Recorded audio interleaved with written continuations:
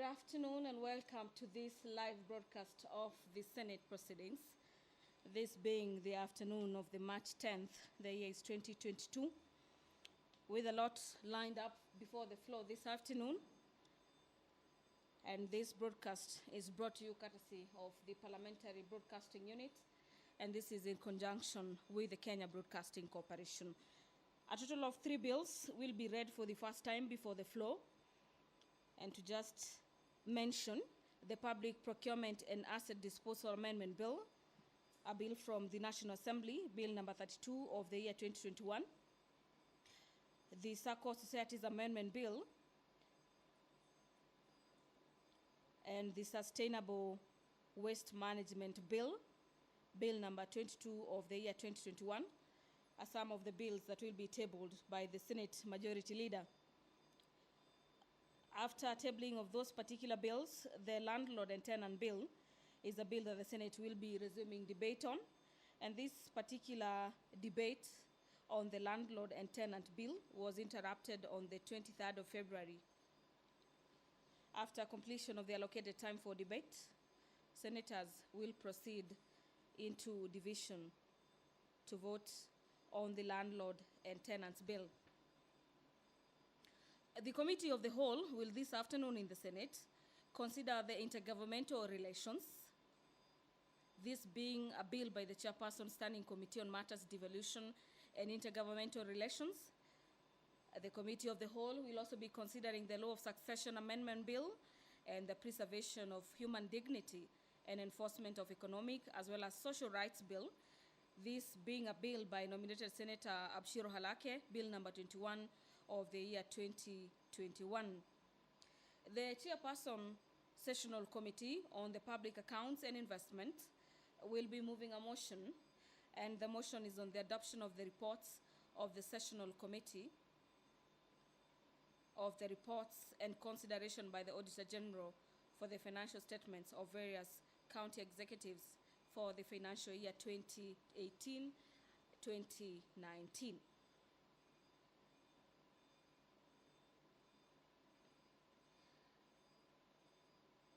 Pursuant to Standing Orders 48, subsection 1, nominated Senator Dr. Isaac Mwaura will be seeking a statement from the Standing Committee on Matters Energy regarding the circumstances surrounding the death of Mr. Felix Odhiambo, who happens to be a resident of Githurai Estate and who died from an electrocution.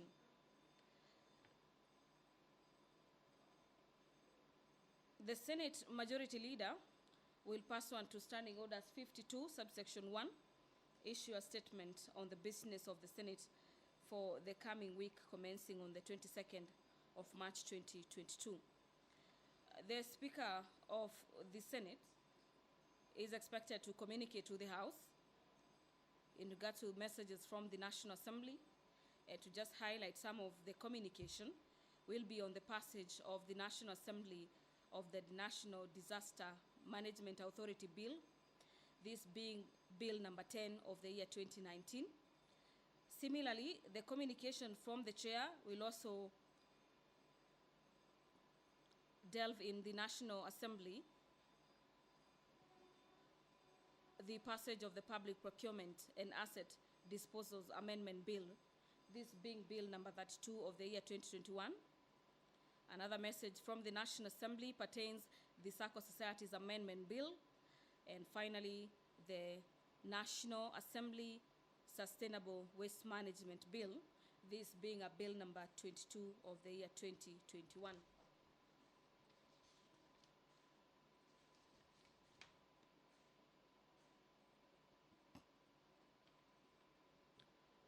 A couple of elections campaign management bills are also lined up for debate as they are in the second reading stage.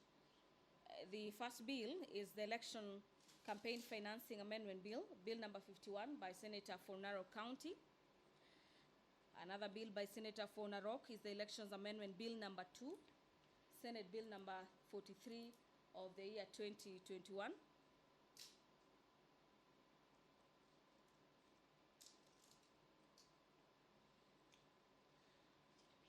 The House will equally be having a look and deliberating on the Persons with Disabilities Amendment Bill, a bill by Senator Aaron Cheriot and Senator Dr. Isaac Mwaura. This is a bill from the Senate, bill number 29 of the year 2020. The Cotton Industry Development Bill, bill number 55 of the year 2021, by the Chairperson Standing Committee on Matters Agriculture, Livestock and Fisheries, is also another bill before the floor this afternoon. The Senator for Laikipia County, Senator Francis Kinyua, is the speaker presiding over the business this afternoon. I'm now handing you over for the live broadcast. My name is Gladys Mungai.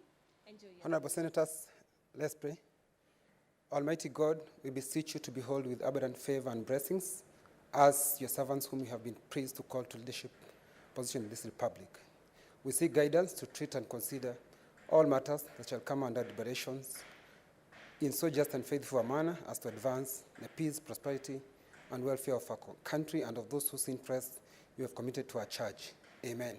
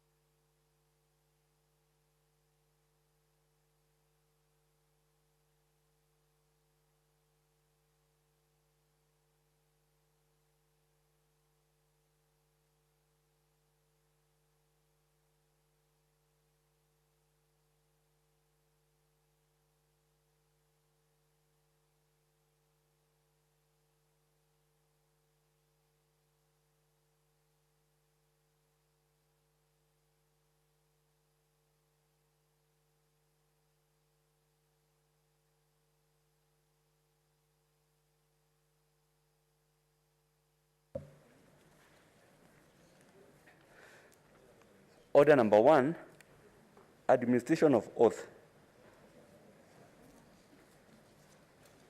Order number 2, communication from the chair. Order number 3, messages.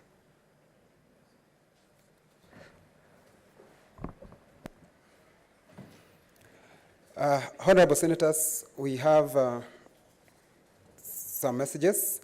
And I start with the passage of Circle Society Amendment Bill, National Assembly Bill number 55 of 2021. Honorable Senators, I wish to report to Senate that pursuant to Standing Order 41.3, I have received the following message from the Speaker of National Assembly regarding the passage by the National Assembly of the Circle Societies Amendment Bill, National Bill number 55 of 2021.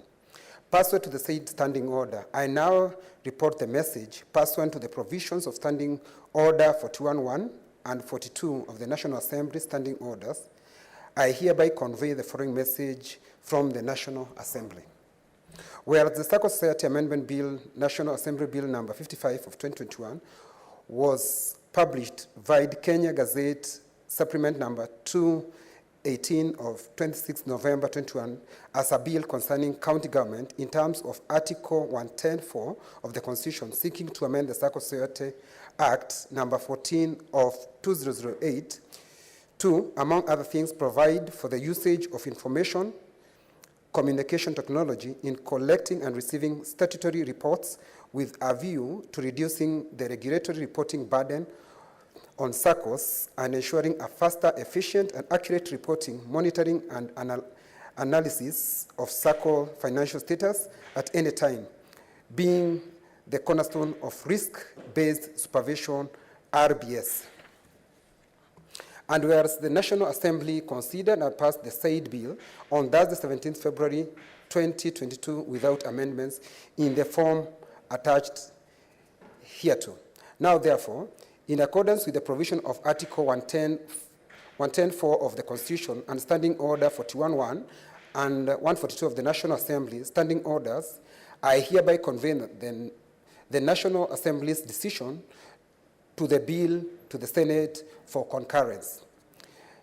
Honorable Senators, pursuant to Standing Order 157, which requires that a bill originating in the National Assembly be preceded by the Senate in the same manner as a bill introduced in the Senate by way of first reading in accordance with the Standing Order 139, I will at the appropriate time during the sitting call upon the clerk to read the said bill a first time. Thank you.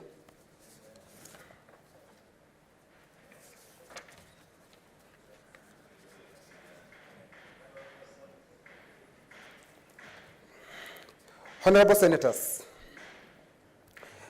I wish to report to the Senate that pursuant to Standing Order 41(3), I have received the following message from the Speaker of National Assembly regarding the passage by the National Assembly of the Public Procurement and Asset Disposal Amendment Bill, National Assembly Bill number 32 of 2021.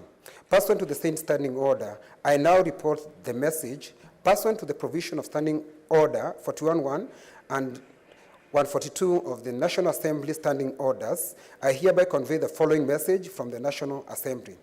Whereas the Public Procurement and Asset Disposal Amendment Bill, National Assembly Bill number 32 of 2021, was published by Kenya Gazette Supplement number 121 of 11th June 2021 as a bill to proposing to amend the Public Procurement and Asset Disposal Act to address the challenges faced by procurement entities in implementing the Act, including the multiple award of contracts.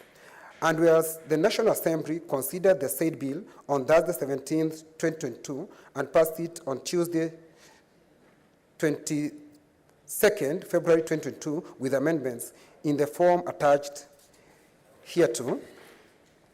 Now, therefore, in accordance with the provisions of Article 110(4) of the Constitution and Standing Order 41(1) and 142 of the National Assembly Standing Orders, I hereby convey the National Assembly's decision on the bill to the Senate. Honorable Senators, pursuant to Standing Order 157, which requires that a bill originating in the National Assembly be proceeded with by the Senate in the same manner as bill introduced in the Senate by way of first reading in accordance with the Standing Order 139. I will at the appropriate time during the sitting call upon the clerk to read the said bill a first time. I thank you. Honorable Senators, I wish to report to the Senate that pursuant to Standing Order 41(3) and 4, I have received the following message from the Speaker of National Assembly regarding the passage of the Sustained Waste Management Bill, National Assembly Bill number 22 of 2021. Pursuant to the said standing order, I now report the message. Pursuant to the provisions of Standing Order 41(1) and 142 of the National Assembly Standing Order, I hereby convey the following message from the National Assembly.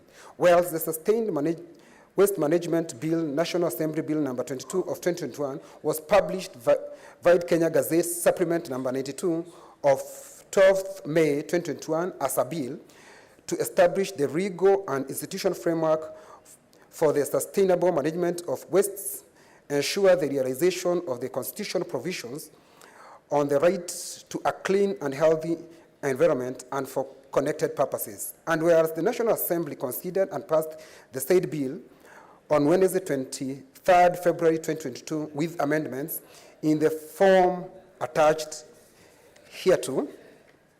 Now, therefore, in accordance with the provisions of Article 110(4) of the Constitution and Standing Order 41(1) and 142 of the National Assembly Standing Orders, I hereby convey the said decision of the National Assembly to the Senate. Honorable Senators, pursuant to Standing Order 157, which requires that a bill originating in the National Assembly be proceeded with by the Senate in the same manner as bill introduced in the Senate by way of first reading in accordance with the Standing Order 139. I will at appropriate time during the sitting call upon the clerk to read the said bill a first time. I thank you. Honorable Senators, I wish to report to the Senate that pursuant to Standing Order 41.3 and 4, I have received the following message from the Speaker of National Assembly, leading the message of National Disaster Management Authority Bill, National Assembly Bill number 10 of 2019. Pursuant to standing orders, I now report the message. Pursuant to the provision of Standing Order 41.1 and 142 of the National Assembly Standing Orders, I hereby convey the following message from the National Assembly. Whilst the National Disaster Management Authority Bill, National Assembly Bill number 10 of 2019, was published via Kenya Gazette Supplement number 17 of 1st March 2019 as a bill concerning county government in terms of Article 110(4) of Constitution, seeking to establish a centralized system of responding to and managing disasters in the country through the establishment of National Disaster Management Authority, which is to be the main body dealing with the disaster management in the country with a view to ensuring better response to disasters and reduced impact of disaster. And whereas the National Assembly considered and passed the said bill on Wednesday, 16 February 2022 with amendments in the form attached hereto. Now, therefore, in accordance with the provisions of Article 110(4) of the Constitution and Standing Order 41.1 and 42 of the National Assembly Standing Orders, I hereby convey the National Assembly decision on the bill to the Senate for concurrence. Honorable Senators, Article 110(3) of the Constitution requires that before either House considers a bill, the Speaker of the National Assembly and Senate shall jointly resolve any question to whether it is a bill concerning counties and if it is, whether it is a special or an ordinary bill. This Constitution provision has not been met with respect to National Disaster Management Authority Bill, National Assembly Bill number 10 of 2019. As such, the bill ought to be aligned to Article 110(3) of the Constitution, following which the bill will be read a first time in the Senate. Honorable Senator, in view of the foregoing, the National Disaster Management Authority Bill, National Assembly Bill number 10 of 2019, as received from the National Assembly via the message dated Wednesday, 9th March 2022, will not be proceeded with in the Senate. I thank you.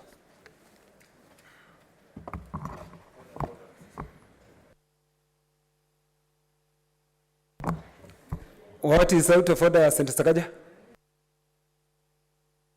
Fine. Mr. Speaker, thank you for that decision and that communication. Mr. Speaker, the National Disaster Management Authority Bill, if you look at its history, initially originated from this House. Mr. Speaker, this is a bill that was sponsored by myself and Senator Mutula Kilonzo Jr. jointly. In fact, it was a bill that came up after the Solai Dam tragedy, and where we realized there are certain gaps that need to be addressed when it comes to coordination of disasters between the national government and the county government. Mr. Speaker, after having passed, formulated this bill, it was discussed in this House, it was passed, and it was sent to the National Assembly. When they received it, Mr. Speaker, they refused to deal with it, and they plagiarized, such that they now sponsored another version of the same exact bill with the same exact provisions. In fact, initially, the CS of Interior wanted to sponsor our bill. We said we have a right to initiate it. And then I think they gave it to a private member who sponsored it. Mr. Speaker, what I wanted to ask, even without discussing the matters of concurrence, because this is one of those bills that the court ruled needed to be republished, which we republished, and we passed it again in this House, and it went to the National Assembly, is that before dealing with what they have sent, can we get a status of where it has reached in that House? And because we cannot then now start doing our bill again, which has been plagiarized, that even if you look at the publication date, is a much earlier bill. Mr. Speaker, I thank you for your firm decision that because of concurrence, we will not look at it, but this is a matter that, Mr. Speaker, I would request. Because you know, we say an eye for an eye, we all lose our sight. Ultimately, Kenyans need this law. And I would ask that if you can, just convene a meeting between yourself and the Speaker of the National Assembly and the sponsors, so that we just agreed on a harmonized version. Our people are really suffering the lack of this bill. When a disaster happens, and I'll give you an example of the many that I have in Nairobi, Gikomba, the fires that are all over there in Mathare, the buildings collapsed. You come and you find all agencies talking at cross purposes, duplicating their work, and nobody does it. It is at a date that there was a job that anybody could do, but nobody did it because everybody thought that somebody would do it, and nobody ended up doing it. And that has led to loss of lives. So I would ask, even as you have said that it's stepped down waiting for concurrence, that you can converge us, because at this point, the point has been made. Even if it is us dealing with that one, let's have the law. But just kindly converge us, the sponsors of the original bill, myself and Senator Mutula, as well as Honorable Kimani Ichung'wah, the Speaker of the National Assembly and the Speaker of the Senate, for us to resolve this at the soonest time possible. But I thank you for that firm decision, Mr. Speaker. Thank you, Senator Sakaja. Senator Gertrude Msuruve.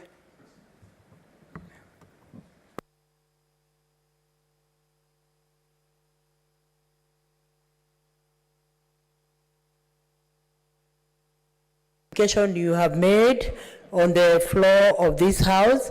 And Honorable Speaker, reading the bills for the first time is essential and important so that they go to the next stage. But there are some areas of concern, Honorable Speaker, and as much as you are seeking for concurrence from both houses, there are instances when bills go to the National Assembly and they take too long to be prosecuted, so that there are also concurrence goes on. And it is very important to realize that when bills go through concurrence and they are assented to, then they are able to correct a gap that is there, the challenges that are there. Like, for instance, the procurement bill, it will come in handily to correct the errors that are going on in county governments. So there's need also, Honorable Speaker, to also seek the indulgence, so that when it comes to bills, when they go to the National Assembly, they should be fast-tracked. And the issue of duplication of bills is of big concern, Honorable Speaker. I remember Senator Cheriot and Senator Mwaura brought a bill, developed a bill from this House, the PWD bill, and this bill actually is very important. But again, the National Assembly is coming up with the same bill, and the contents could probably be similar.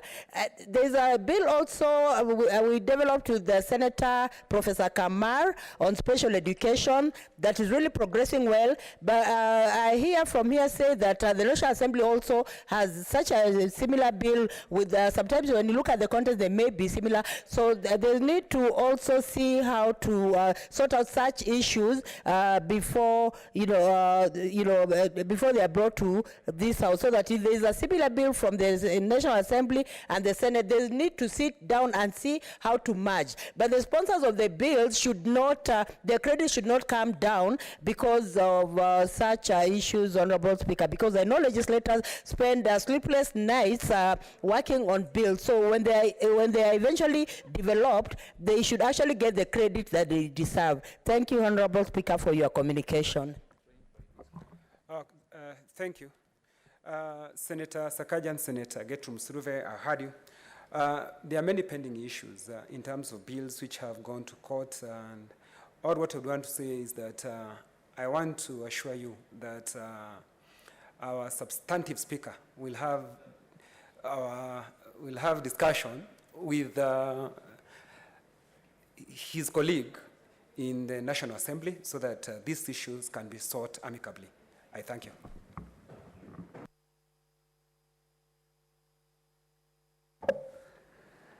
Order number 4, petitions. Order number 5, papers. Order number 6, notices of motion. Order number 7, statements.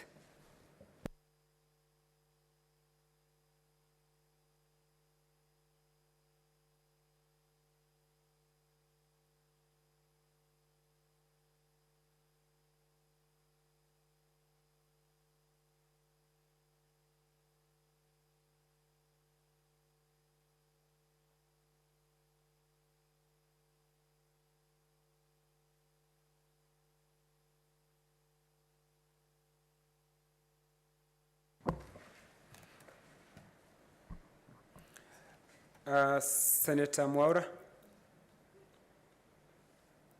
Statement by Senator Mwaura.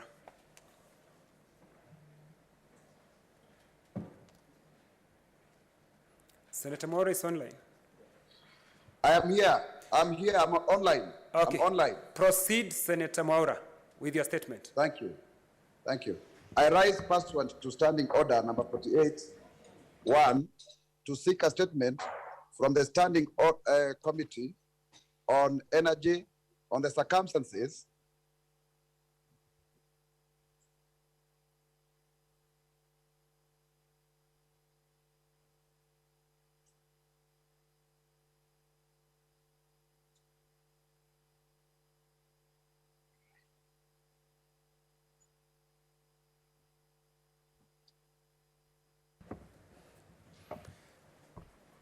Senator Mwaura.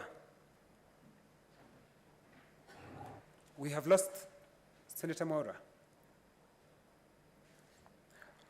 Okay, then as we try to sort out on Senator Mwaura, Majority Leader.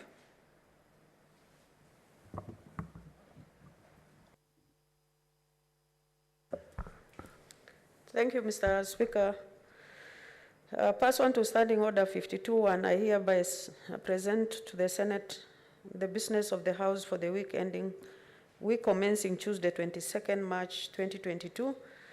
Mr. Speaker, as we proceed on a short recess from tomorrow, 11 March 2022, until Monday, 21st March 2022, I wish to commend committees and senators for the commitment that they have shown in processing business before the respective committees of the Senate. Increasingly, more reports on various legislative business have been tabled in the Senate. This notwithstanding, there is need for respective senators to monitor business that they are sponsoring that is listed in the order paper in order to avail themselves to prosecute it when scheduled.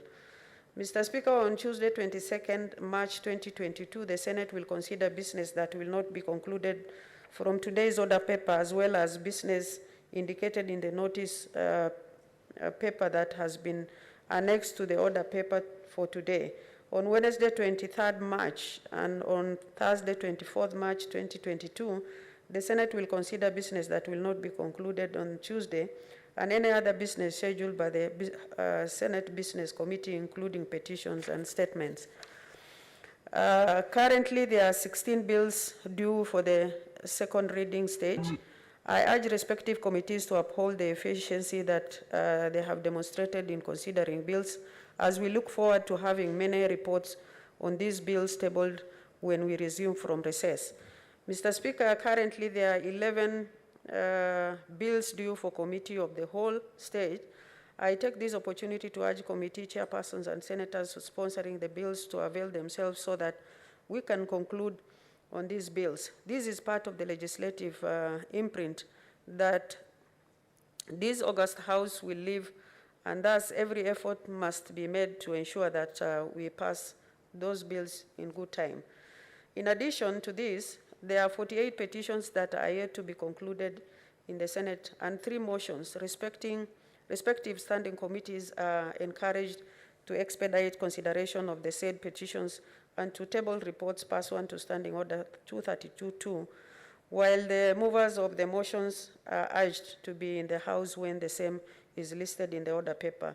Mr. Speaker, sir, I thank you and hereby lay the statement on the table of the Senate.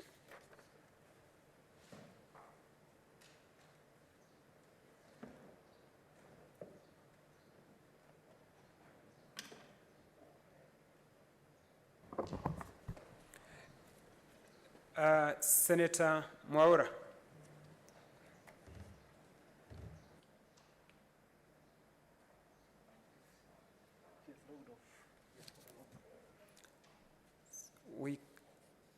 We don't have Senator Mwaura?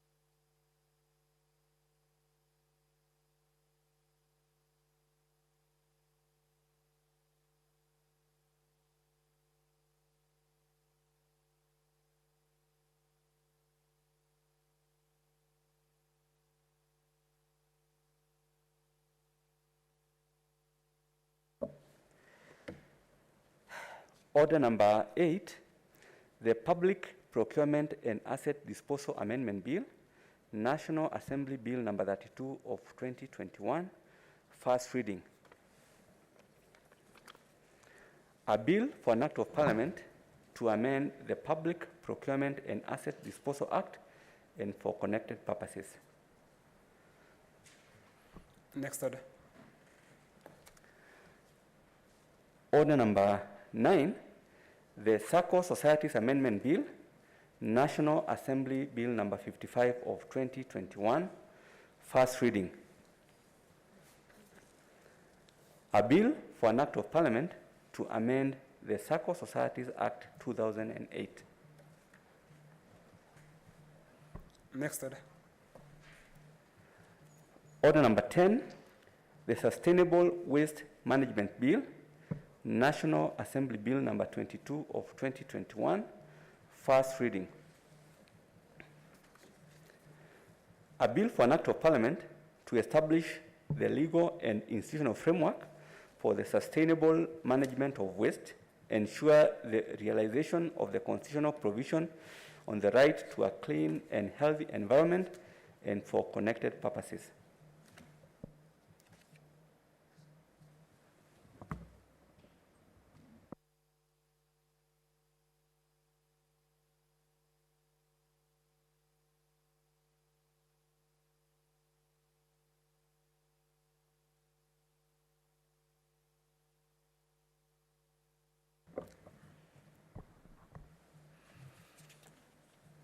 Honorable Senators, for the convenience of the House, I want to reorganize the order paper, and we go to order number 26.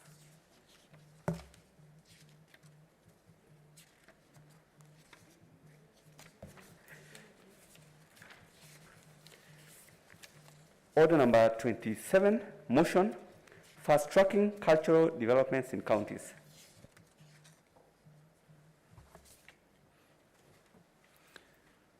Mover, Senator Kasanga. Thank you, Mr. Speaker. Mr. Speaker, I beg to move the motion that whereas Kenya is a multi-ethnic and multiracial country with rich and diverse cultural resources such as traditional medicine and food, arts, craft, music, dances, dress, among others, aware that the Constitution in its preamble acknowledges the cultural diversity of the Kenyan people who are determined to live in peace and unity as one indivisible sovereign nation, whilst Article 11 of the Kenyan Constitution recognizes culture as the foundation of the nation, noting that while the Department of Culture under the Ministry of Sports, Culture and Heritage has been playing some of the key roles in promotion of cultural integration, formulation of policies and standards that will guide the development of culture, little information has been available to the Kenyan public. Acknowledging that culture performs a significant role in the life of a child, the cultural background in which a child is brought up affects the totality of his or her life's activities. Concerned that our children are losing their sense of identity due to negative influences, due to inadequate cultural identity, catalyzed by globalization, which has led to catastrophic consequences to the next generation, as experienced in our country, where a majority of the young people are showing symptoms of feeling suicidal, anxious, feeling of hopelessness, anger, violence, feeling isolated, and paranoia. Now, therefore, the state urges the Cabinet Secretary, Ministry of Sports, Culture and Heritage to 1, formulate cultural development policies and initiatives to inculcate stronger community values, safeguard Kenya's heritage, recognize local heroes, and promote sociocultural opportunities in the counties, and B, formulate strategies to create an enabling environment for protection and promotion of diversity of cultural expressions in all counties. Mr. Speaker, this motion, even as I read, really does speak for itself. And there is need almost to reset ourselves and go back to the basics, sometimes when you look at what is happening in our society.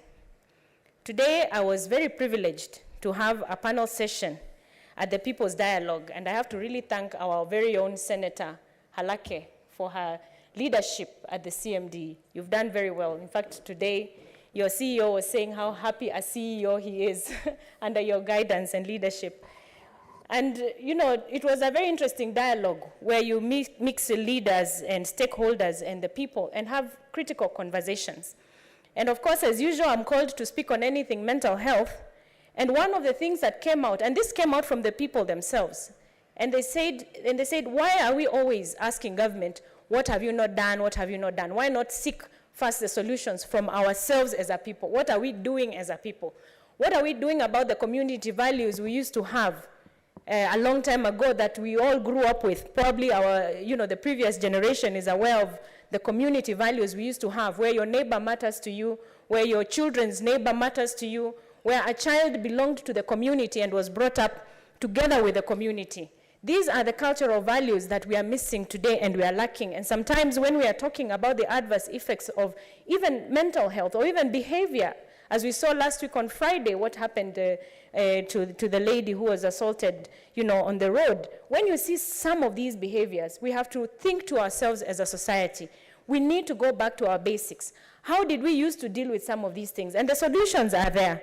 And this motion will speak to all these, encompassing issues of community value. How about promoting our diversity, our cultural expression, Mr. Speaker? Sometimes we are so engrossed in chasing life that we forget some of the most beautiful things are what happened in our culture. And interestingly enough, some still do happen. But they're happening quietly in our different counties, in our different communities, and we're not celebrating enough. Yet some of these things are the very thing that can help bring jobs, that can help bring foreign exchange even to the counties. I remember, about 3 or 4 years ago, being in Shemakoko, in Vihiga, and watching when the young men go into the forest for their circumcision rites, and when they come out, the amount of color and pomp that happens on the streets was absolutely amazing. And I remember thinking, why can't this be an annual thing where even us, when we're in Makueni, we can say, this month we have to go to Shemakoko. And we all, you book rooms and you go there and you celebrate with them as they celebrate the cultural practices that happen, every year. Imagine if we had that level of expression of our culture, where we intermingle, and in the process we are creating jobs, in the process we are entrenching our very own cultural practices to our young people, so that we don't forget these things. They become part and parcel of our lives and enrich us in our modern day scenario. And Mr. Speaker, when we talk about celebrating our heroes, our local heroes, this is also very important, because our local heroes in our communities played very critical roles. And they will remind us certain things about, why they were heroes at that time. And, every community has their heroes. They were their leaders. They did great things. In the turn of the century, they were there to guide, communities as, life was changing at the time when the colonial rule came. And these are things I believe we really must celebrate. And I look forward to a day when, you have these cultural facilities in every county or in every region. If not necessarily every county, at least every region. Like you find Lower Eastern, you'll find a center that will celebrate the culture of the Akamba people. Or you go to the coastal region and you find a center that celebrates people from the coastal region and give their history and give, writings about these people. It's interesting that for us, like the Akamba people, a lot of the writings were done by then, people like Dr. Ludwig Kraft, who had come as missionaries, or they were, the explorers who wrote about us. Not enough by ourselves. And we're saying the time is here that we need to account for our time. Our stories should not be written by other people. Our stories should be written by ourselves, because that is the best way that we can transfer, whether it is knowledge and history and culture, to our younger generation, so that we don't keep saying that our young people are missing something. So, Mr. Speaker, this motion is speaking to this, that we need to do. And as usual, the national government in the Ministry of Culture, they need to really pick up on some of these things and give the guidance that is needed. But even the counties, even before even the national government does anything, the counties should be seized of this. And we should begin to see some action in that sense that is happening. Mr. Speaker, I would like to celebrate one of the heroes of the Akamba people. And, you know, the Akamba people are known to have been long-distance walkers. They used to walk. They used to walk. And it is written by one Dr. Ludwig Krapf, how one time when he was in the Congo, he met these interesting people who told him they had come from the east and they had walked for 3 moons. 3 moons, of course, is 3 months. That's how they used to measure the days, those days. And they had gone to the Congo to collect the earth. And they told him, this earth, we use it to make arrows. So the Kamba people were smelters. They used to go and get the iron ore and come back home and make the arrows. And you know, the Kamba people were very good at archery. That was one of our forte. Arching was one of the greatest things we used to do in the older ages. And I wish we could have an archery club now in somewhere in Ukambani, because we have it in our blood. And these are the things we are talking about. If our people knew more about this, then they would know to do these things, you know. So one time, Dr. Ludwig Krapf, according to his book, came back to East Africa to look for these people who had come from the East. And when he landed in Mombasa, he looked for them and he was told, these people come within certain months of harvest, after they harvest, and they come to do trade. And he went back and came back again so that he can meet with these people. And when he met them, he met with the one Dr. Kivoe Wamwendwa. This was one of our chiefs. He had led a caravan to Mombasa, where he met with Ludwig Krapf. And he interested in Ludwig Krapf. He said, I know you people. I've met you people in the Congo. And I know you like seeing new things. And he said, there's a place where there are hills that have something white on top. And that white thing becomes water. He was trying to describe snow. And Ludwig Krapf could not believe there is snow in the tropics. Therefore, he decided to travel and see the inside of the country. And he was led by Chief Kivoe. And those days, they would use the routes of Kitui. They would go through Nzambani, if you know Kitui very well. And when they get to a certain spot, you have the views of what we currently call Mount Kenya and Mount Kilimanjaro. And he pointed at the hills.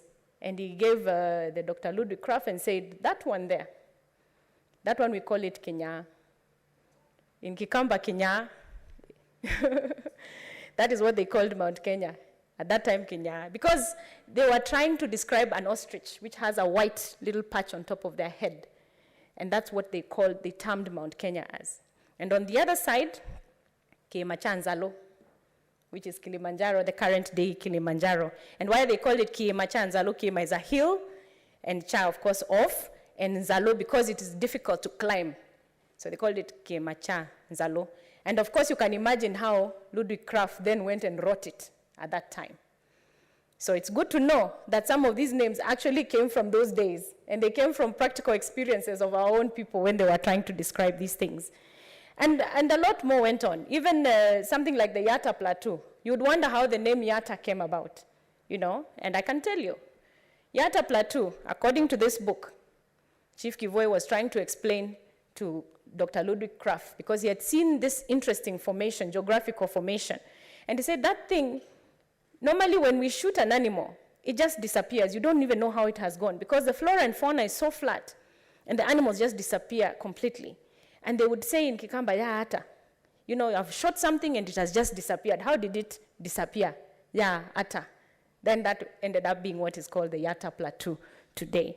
So, Mr. Speaker, you can see these things are really interesting. Same as the Athi River, all these, and the Tana River. The Tana River was very interesting because when they needed to cross and go to Mount Kenya, and they came across the Tana River, as they were heading there, Chief Kivoe would say, let's hope that the levels would be low, because sometimes, because of the snow, the levels are too high. And when they got to the place where the levels were low enough for them to cross the Tana River, he said, Tana, that is, be happy. In Kikamba, Tana is be happy. Be happy, now we can cross. And that is what today is called the Tana River. So all these stories come from books that are written by not ourselves, but by others. And what I'm saying in this motion today, as we celebrate our cultures, is that we need to write our stories ourselves, and we need these stories to, and all our heroes to be celebrated, and all our culture to be celebrated by putting it in these cultural ways, having the policies in place, having even the places, you know, whether it is the museums or places that can celebrate our culture across the country, and we as Kenyans then have the duty to go around and enjoy each other's diversity Our diversity need not be the thing that divides us, but rather that puts us together and, you know, helps us even create stronger economies, because we can use our own culture as methods of making money and celebrating each other. And let us look for cultural expressions. We have our own senator here, Senator Olekina, who would come with his traditional regalia. And I thought that was really nice. And I think we should try very hard that we should have at least one day in a week or one day in a month that we can celebrate our cultural expression by even dress wear. In some countries in Africa, you will find even school uniform is a cultural expression that is made from you know, like our kitenge, you know, the modern traditional look, which is a kitenge. You make school uniform out of vitenge, something that helps the children to also feel part and parcel of our culture, of our tradition. So, Mr. Speaker, let me end there and say that it's about time that we write our own stories. So I move the motion, and I request Senator Dr. Musruve to second. Thank you.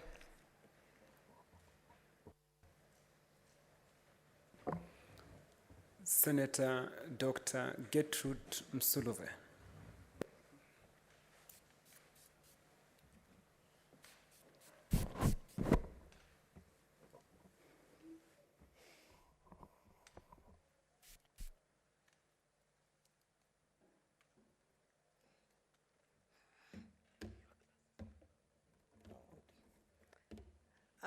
Thank you, Honorable Speaker, for giving me this opportunity to second Senator Kasanga on her motion. And Honorable Speaker, kindly, before I proceed, I just want to thank Senator Kasanga for coming up with this motion. And this motion, Honorable Speaker, is going to effect Article 11 of our Constitution. Honorable Speaker, when we look at our Constitution, Article 11, it brings out the fact that the state shall promote cultural expressions, all forms of cultural expressions. And when you're talking of cultural expressions, Honorable Speaker, we are looking at music, we are looking at arts, we are looking at language, we are looking at many ways in which culture is expressed. Even ways of dressing, even foods and all that, medicines and all that, those are forms of expressions. And this can be expressed in books, it can be expressed in museums, it can be expressed in exhibitions, it can be expressed in very many ways, Honorable Speaker. So what Senator Kasanga is saying is a constitutional requirement. And we must seek to defend our Constitution because we accepted the Constitution and everything there is in the Constitution.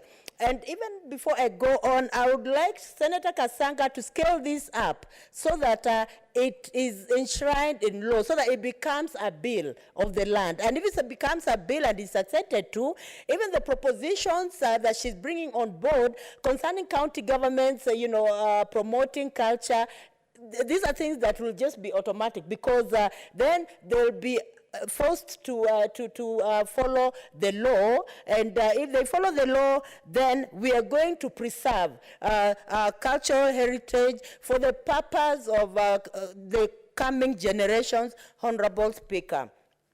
Honorable Speaker, when we are talking of culture, culture is a unifying factor everywhere. You will find that when it comes to Somalis, they have their ways of dressing. They have their foods they love to eat. Probably even camel milk is preferred to even cow milk and all that. When you go to Luoland, they also have things they cherish. They also have their ways of doing things. When it comes to foods, they have food they cherish. They love to eat fish. When it comes to Luyas also, you'll find that there are things they cherish. They have their own food they cherish. They cherish chicken. They cherish mrenda, which is very medicinal. Honorable Speaker, when it comes to even foods, when it comes to dressing, these are things that are very important. In fact, there are some cultural foods that are being used right now. Sometimes they're even taken from here, then they're exported maybe to China and other places. They're refined and they're brought here and they become very expensive, Honorable Speaker. Just to give an example of there's a stick that is normally eaten in Western and other places called mgombero. Mgombero is a stimulant.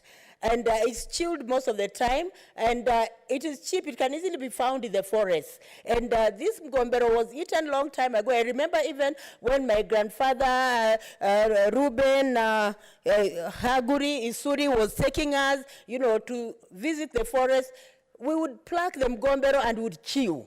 And it was very good that as children, we really love to do that. So I want to say, Honorable Speaker, that even the foods that are used in, our traditional foods. I remember when we were sick, even when I was a young child then, sometimes you would have a headache, sometimes maybe malaria, but we never went to hospital.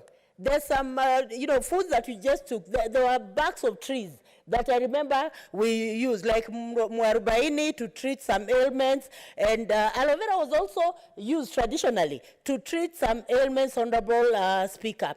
But it's unfortunate the young generation that is coming up are not aware of this, are not aware that there's some foods that come out strongly that are medicinal, that can help them, and they are traditional. And you'll find most of the time when it comes to foods, the youngsters will go for pizza, the youngsters will go for, foods that are, they're actually eventually disease-causing, forgetting that we have our own traditional food that can really help.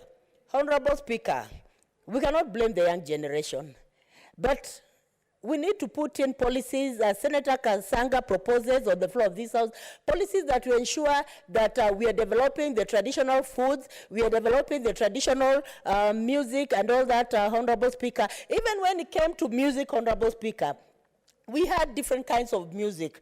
When, someone gave birth, there were music to just celebrate the occasion of childbearing. Every stage in life had music to celebrate. When it came also to funerals, there were dirges that would really express how sorrowful people were. And even among the dirges, there were some dirges that were quick ones and to enjoy that someone was getting to the other side, transiting to the other side of the world, Honorable Speaker. But it's unfortunate that the youngsters are not aware of this. And for the case of our future and ensuring that our culture goes on, we need to really look for ways of ensuring that we do not lose out on this rich culture that we have, Honorable Speaker. And even when it comes to Kiswahili, Honorable Speaker, Kiswahili is a lingua franca. And being a lingua franca, we need to cherish it as a language and ensure that we are actually passing it to the next generation. Because, Honorable Speaker, there are some children who cannot even be able to speak Kiswahili. There are some children who just go to high-end schools all through, so they find it difficult when they're fully grown, and they want to learn Kiswahili. Because as a leader, Honorable Speaker, for example, you cannot be a leader without Kiswahili. You must know Kiswahili as a lingua franca. That will help you reach out to the people you are leading, Honorable Speaker. So, Honorable Speaker, we find that there's a lot of good heritage that we are losing away. I will also give another example of passage to another level of life where boys were now being circumcised and being initiated to go to the next level, Honorable Speaker. I remember also when I was growing up, it was a rich culture, Honorable Speaker, and everyone was looking forward to it. After some years, I think after every 2 years or 3 years, boys were being initiated. And it was something that was celebrated, and sometimes people would come from far and wide just to see how the young boys were, dancing with masks and all that. And I remember even when we were going to the posho mill, I remember it is like yesterday, Honorable Speaker, when I was a young girl, when you're going to the posho mill and you see the candidates, initiates coming towards you, you had to hide because they're not supposed to even see the face of a woman or even girls around when they're being initiated. They were really pepper hot. And if you met them, maybe they could even beat you up. So you are told in advance, just hide. If you're a woman, just hide. If you're a girl, just hide. You know, that culture was rich. And then there was a day when they were allowing now everyone to see them. So you would see them maybe once a week. So that day you go, you see them, they dance, and it was very, very interesting. And they would wear masks such that they would see you through the mask, but you could not see them. So everyone was looking forward to a time when they would be initiated and then given back to the society as men. That was a very rich culture, Honorable Speaker. And Honorable Speaker, we must ensure that county governments, and we must put county governments to task to ensure that they're developing our heritage. The national government normally sends money to county governments. And most of the time we pass monies to go to the county government. In the yearly development plan, county governments must ensure that they're allocating, resources to ensure that they're developing our heritage, to ensure that they're developing our culture, in terms of even coming up with museums, Honorable Speaker. They can come up with museums, and if they create museums, they'll have also employed, people in the museum, because we'll have people who are taking others to the museums. We'll have also tutors who are even, teaching people about the African traditional heritage, what was there, Honorable Speaker. And this is it will be very rich for us as Kenyans, Honorable Speaker. It's unfortunate that even our children, you'll find that most children, especially those who are brought up in towns, they may not even know their vernacular language. It becomes very difficult. They get the language of the catchment area. And then when they are fully grown, it becomes a harrowing moment for them to learn on their own this language, Honorable Speaker. So there's need, Honorable Speaker, to ensure that we are not losing all of our culture, and even county executives can even plan, contests, shows. Just a show in the county, every county having a show to celebrate our cultures, to celebrate ourselves, to celebrate, our leaders, Honorable Speaker. It is unfortunate that, this Senator Kasanga has proved, when she was doing her debate, that when the white man came, he said that in their books, Honorable Speaker, I'm a scholar and I'm also a student of history. It is unfortunate that in the history books, you'll see the ones that are written by white men. They'll say that the first person to see Kilimanjaro was so-and-so. Yet Kilimanjaro was there, Honorable Speaker.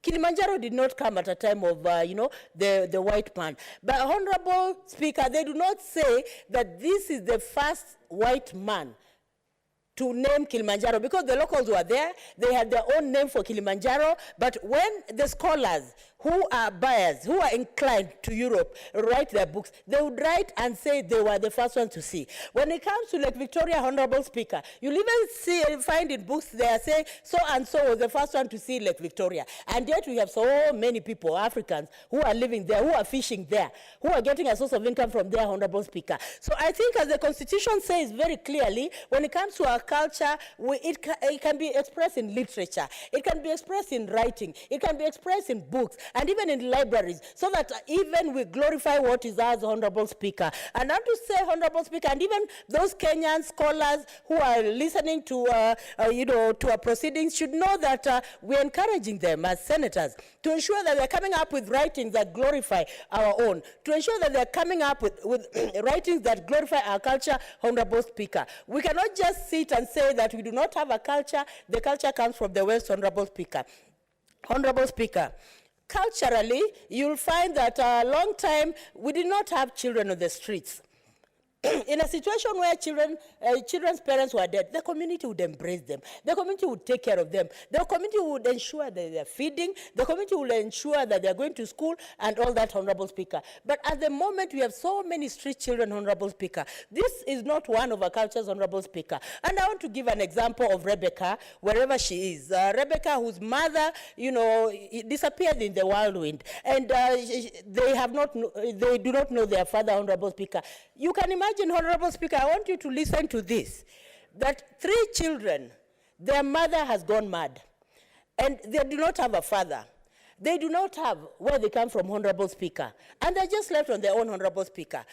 Traditionally, this would never happen. They would traditionally would take care of these children and ensure the acre living, and they would become part of the family. Honorable Speaker, I remember I was given that burden of Rebecca, and I decided they'll be my children. I'll have another family there so that I can embrace them. I can take care of them, Honorable Speaker, as a mother, because I have the cultural values in me, Honorable Speaker. And I would not want to abdicate the cultural responsibility, Honorable Speaker. The communal responsibility we all have as Africans, Honorable Speaker. So I want to say, Honorable Speaker, even the media should always be glorifying the foods we eat, the songs we believe in, and everything about our culture, Honorable Speaker. That is how we are going to sustain our culture, Honorable Speaker. We have a ministry that deals with culture, but Honorable Speaker, there's need to interrogate whether this ministry is really alive in ensuring that we are encouraging development of our culture. We are also grooming our children, Honorable Speaker. They can have competition so that those who excel in cultural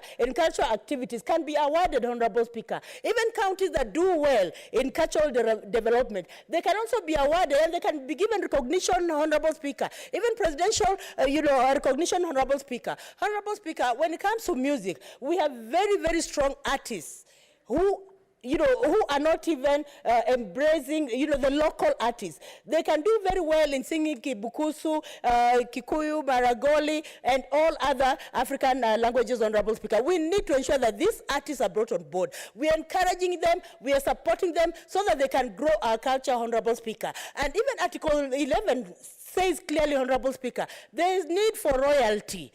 There's need for compensation for using other people's culture. But in the media, you'll find that people's culture are used, no compensation. Local artists who are very strong, they are very creative, they are used, no compensation, Honorable Speaker. We need to look for mechanisms of compensating and encouraging culture so that it propagates, Honorable Speaker. I beg to second this statement, Honorable Speaker, and I calling upon my fellow senators to do the same, and so that this motion goes to the relevant office for execution, Honorable Speaker. Thank you.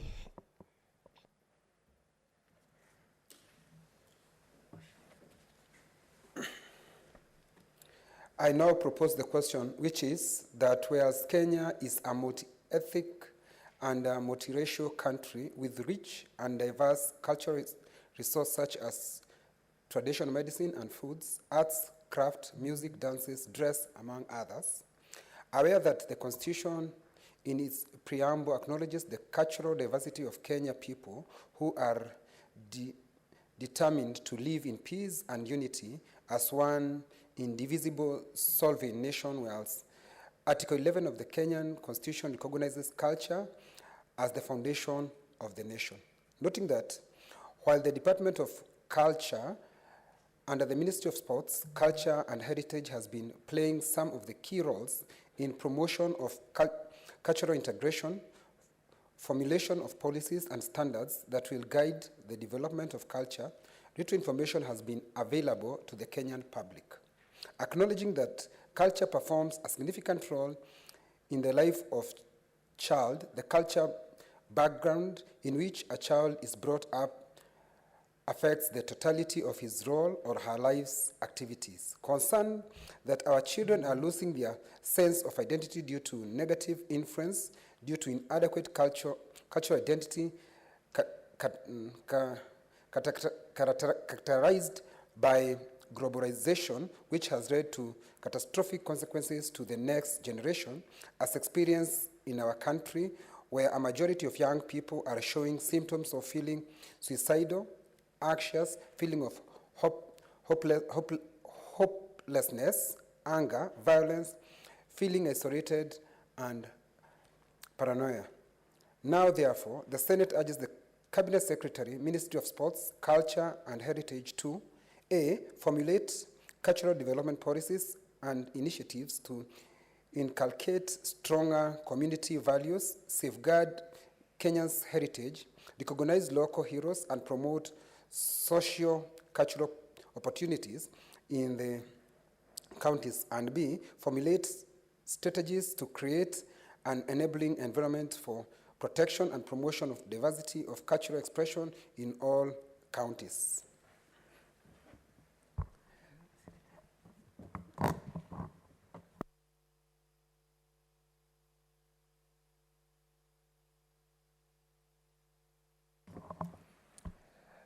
Senator Mwaura. Yes, Mr. Speaker. Senator Mwaura, I want you to start by reading your statement. Yes, Mr. Speaker. I rise pursuant to Standing Order number 48 to seek a statement from the Standing Committee on Energy on the circumstances surrounding the death of Mr. Felix Odhiambo, a resident of Githurai Estate, who died from electrocution.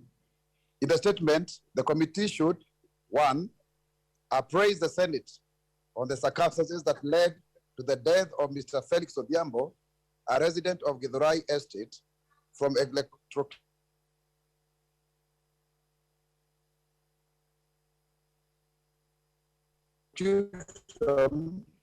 and provide an update on the investigations into the death.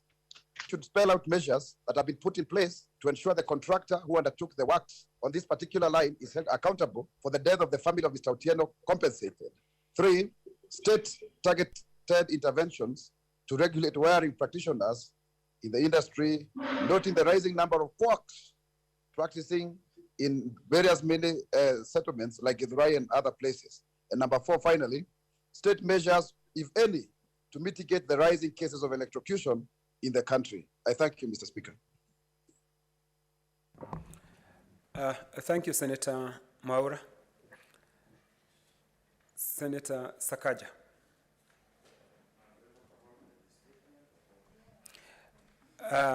You had said you wanted, you had requested when... Yes, I want to speak. I mean, we're on this bill. I'd like to speak to it. But also, Speaker, I can't ignore what Senator Mwaura has asked for. This man, Felix Odhiambo, was electrocuted in Mwihoko.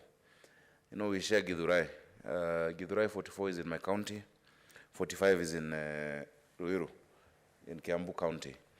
But this gentleman, his death was very curious because he's known within Mwihoko to be, you know, he does a lot of this electrical work.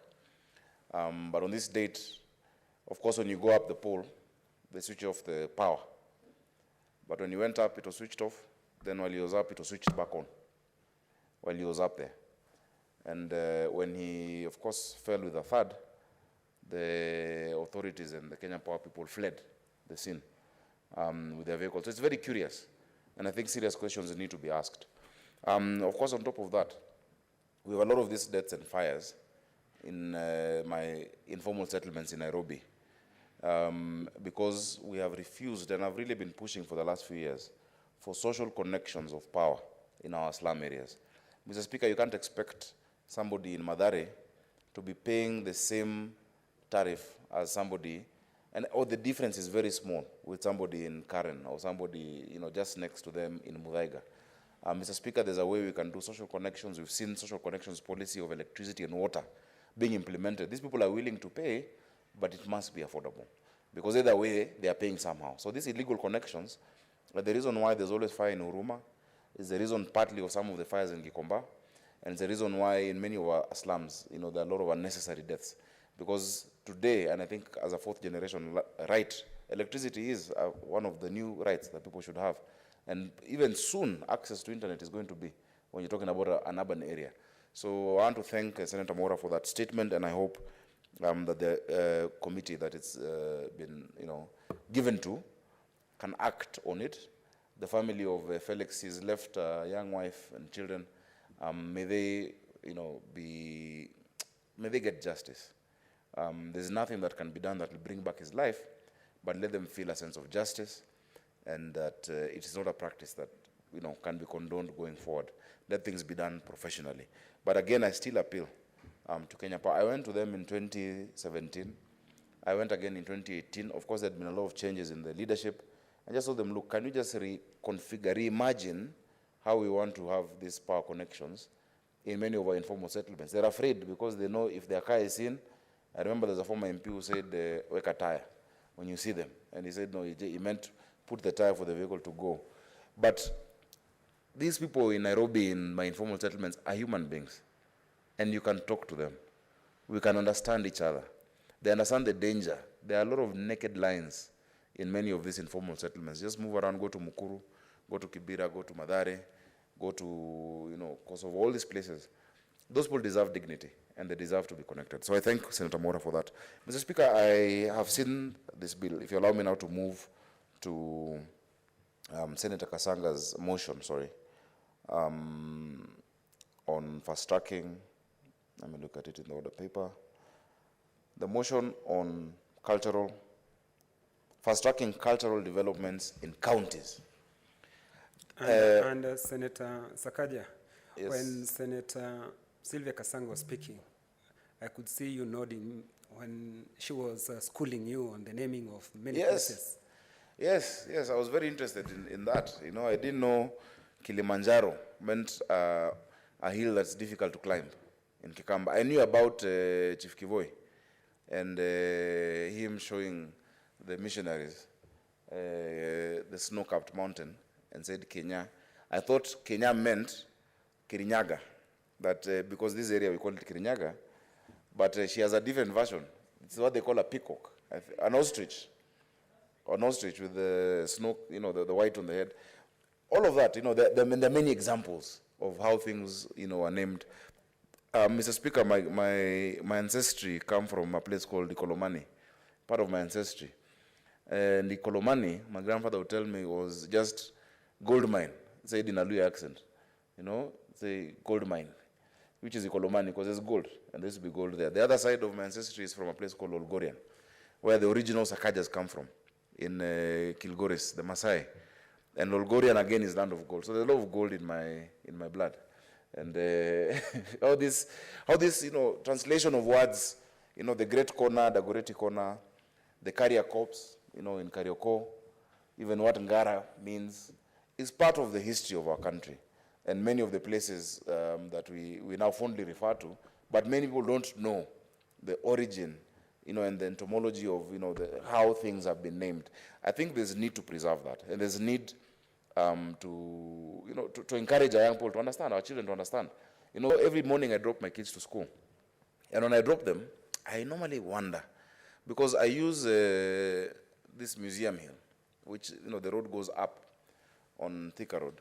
I've been going towards Thika Road, but when you go up Museum Hill, right, there's a spot where we pass, right at that spot.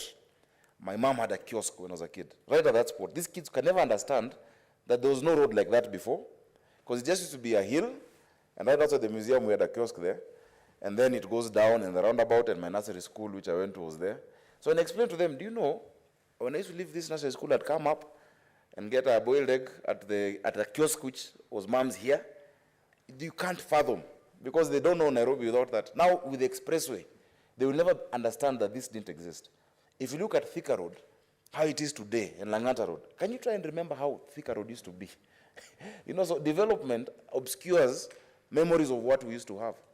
And which is why I remember during the last time we were commemorating the death of the founding father, Mzee Kenyatta, I told President Uhuru Kenyatta that, there are many people who didn't see Kenyatta, including myself. But today I'm a leader. There are many people who are not alive when Jomo Kenyatta was around. This mausoleum must be turned into a presidential museum, or expanded into a presidential museum, where young people can come and see this was our history. Just because you remember it, there's a generation that doesn't remember. And I'm glad with what the president has been able to do with Uhuru Gardens, that there shall be a museum where we can go through and see what our culture was, our journey. And it's very poetic that it's at the place where our first flag was flown as a Union Jack was brought down. We must remember it. And so I am grateful to understand it. There's a lot of beautiful things from our different communities.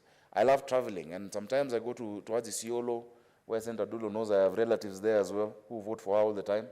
And I get the stories from the north, what used to happen. My elder sister is called Njeri, and she's married to a guy called Galgalo, Malicha. Galgalo tells me the stories of Marsabit coming down to Isiolo, and how they initially, felt part of a different place, the stories of the people who are there, and we don't get these things. There is no way you create cohesion in this country without culture. Our constitution talks about the beauty of our diversity, but how do we express it? We've lacked a way to bring out the beauty of our diversity, And so because we've not focused on what a Kenyan identity is, we have tribalism where people now go to their localized cultural identity as a protection. And so we build fences, not bridges. What we've been doing is building fences and not bridges between communities. When you do that, then you don't have cultural identity in the positive manner. I remember President Moi saying that these vernacular stations are going to lead Kenya down the road the wrong way. People thought he's saying the wrong thing. But if you look at the post-election violence in 2007, it was really fueled a lot by the way we've used our cultural identity. It is like fire. Fire can be used to cook, to warm, to create, to be used in industries, to build things. But fire can also be used to destroy and to burn. How we use our culture is extremely important in building bridges for us to know each other. And Mr. Speaker, I'm very fortunate that I'm speaking as Senator of Nairobi, because I intend and I hope that Nairobi being the capital of this country, Nairobi being a place where we all call home, Mr. Speaker, Nairobi is a place where I have voters and residents from all the communities of this country, 43 communities, plus the international community. Now, if you want to talk about fast-tracking cultural developments in counties, ask yourself, how do you do that in a cosmopolitan and international global capital like Nairobi? And Mr. Speaker, I have a lot of ideas of how we can do it, because once we do it right here, Mr. Speaker, it will lead to a stronger, cohesive country and city of Nairobi. Mr. Speaker, I hope and I pray, because I intend to vie for the seat of governor of Nairobi, that God willing, inshallah, if I become governor of Nairobi, we will have an annual Nairobi Arts and Cultural Festival that is going to be a global event. Mr. Speaker, at this festival, thank you very much, Senator Musuruve. Thank you very, I think there was a poll that came out today that was positive. But at this, in this festival, Mr. Speaker, it's very important, because for you to deal with a city, you must first start with the software of the city before the hardware. The reason why you have people flocking to New York is because they've dealt with the software. I love New York. They call it the Big Apple. The reason why people go to California is because, in LA, there's a vibe that you've created around it, that this is a place of film, this is a place of art, this is a place where if it's San Francisco, it is known for, if you have an idea and you come to San Francisco, the Silicon Valley, you'll get funders, etc. What are we saying is the vibe of Nairobi, Mr. Speaker? We must be able to define it, that Nairobi one is a land of opportunities and possibilities for every African, the capital of Africa. And Mr. Speaker, once we've stated that, and it will sound haughty, it will sound very ambitious, but I will say, look, Nairobi is going to be the capital of Africa, the land of possibilities, beyond just the green city under the sun. And then we now sell the culture of this city. That I love Nairobi. I am Nairobi. You first give people the ownership. Now the culture is this. Culture is not just static. Culture actually is very dynamic. It is always dynamic. It is always in process. It is always in flux. It is always acting on human society while also being a product of that human society. There are people who come to Nairobi, and I remember when there was a ban, there was this ban on matatu graffiti. I went to see my friend in Isili, Section 3. His name is Moha. He does what we call Moha graphics. And he's a guy I've known since I was a young person, when I'd walk across from Gara to Karioko and to Isili. And there was a group from South Africa. On that same day that it was banned, a group came from South Africa just to see how this matatu culture is done, how they do the graffiti, how they put the music, and how it is creating employment. That is part of urban culture, Mr. Speaker. Culture is not something stuck at a certain historical point that now let us all now wear traditional clothes and remember that culture. The elements of the dynamic nature of culture and the traditional culture. So let us not confuse culture with traditions. Traditions are very important. And in this annual Nairobi Cultural and Arts Festival, we'll be asking the Kambas to bring the Mudokoi to town. We'll be asking the Kikuyus to bring their Irio and their Ndumas and Ngwashes. The Luyas to bring their Ingoho. The Luos to bring their fish. And we will experience the food from across the country and international. We will go and lock up the city for 3 days There's going to be food. There's going to be music from across the country. Yeah? The jazz, that is urban culture, with the ohangla, Mr. Speaker. The isukuti with the hip hop, Mr. Speaker. Because Nairobi is a melting point of all these cultures that we have. Yeah? Bring them together and have that music festival in Nairobi. Mr. Speaker, that is culture. That we're going to have art. We have beautiful art. Mr. Speaker, the people who come from across the world to look at our art, yet here we're buying fake art. We're not appreciating our artists. To come and see what is this art that, the Maasai used to do. Mr. Speaker, do you know even within the tombs of the pharaohs, we have found as part of the hieroglyphics, the Maasai warriors have been captured there. We don't have it here, Mr. Speaker. Mr. Speaker, I was in London Museum last week, the British Museum. And in the British Museum, Mr. Speaker, you find a lot of curated art from Africa, including from Kenya. How comes we don't have it here? In fact, the first thing the British need to do is to first repatriate, to bring back people's. I mean, there was all this art from Egypt, from West Africa, the bronze of Benin, the Kingdom of Benin. I'm glad I was able to once meet the Esama of Benin, who gave me some bronze sculptures from there.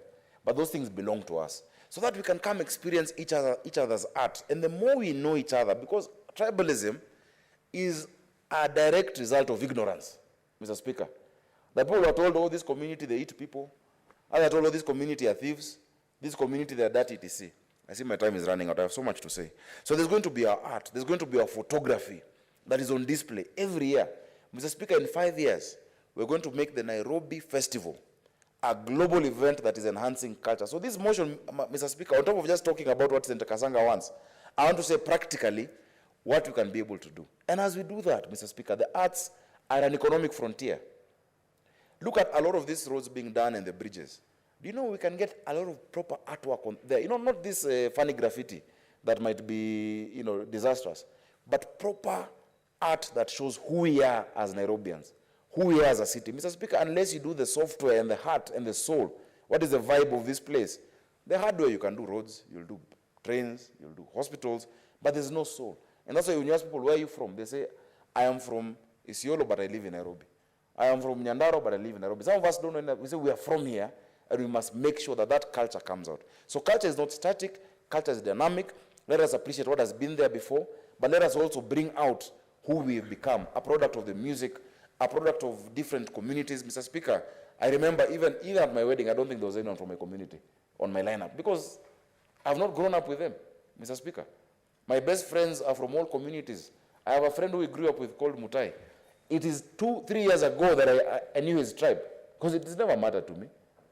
And that is the urban aspect. I know people have different experience from the rural side, but that is what Nairobi is. That for us, it doesn't matter your second name. It doesn't matter where you're from. What matters is the content of your character and the person you are. Let us make Nairobi then the place of opportunities by enhancing this culture and that vibe. And finally, part of our culture as Nairobi, what we're known for. I gave a speech one day in 2015. I was in a place called the Institute of the Future in San Francisco, what we call the Silicon Valley. And these people asked me, how is it that we're seeing a lot of innovation coming from Kenya and from Nairobi? And I told them, listen, 2 reasons. One, we are the Silicon Savannah. But I told them the world has moved. It's now a global village, driven by information, powered by knowledge, such that the same tools a young person in San Francisco has for coding or developing software is the same exact tools that a young person in Nairobi has, but the needs are different. While you guys are coding and creating apps for luxury shopping, for entertainment, as we are connecting people to water, we are doing education apps, because necessity is a mother of invention. Nairobi is now being seen as the next frontier for innovation, and that's why we sponsored the startup bill, which has gone to the National Assembly. That is going to be part of that Nairobi Festival. That anybody from Africa who says, I have an idea, I have a form of expression, I'm looking for an opportunity, will know to come to the city of Nairobi. Mr. Speaker, I support this motion by Senator Kasanga. And Senator Kasanga, you've brought amazing motions. And you're also a Nairobian. I know you like going to Machakos and whatnot, but you're a Nairobian because you espouse the culture. And you actually have left a mark and a symbol through her architecture that will forever be in the skylines of this city because of what she has been able to do as an architect and also as a fighter for issues of mental health. So thank you. That is part of who we are as Nairobi. So when I say I am Nairobi, you also can say I am Nairobi, because that's who we are. Thank you, Madam, Mr. Speaker, for giving me the opportunity. Thank you, Senator Sakaja. Senator Abshir Haraka.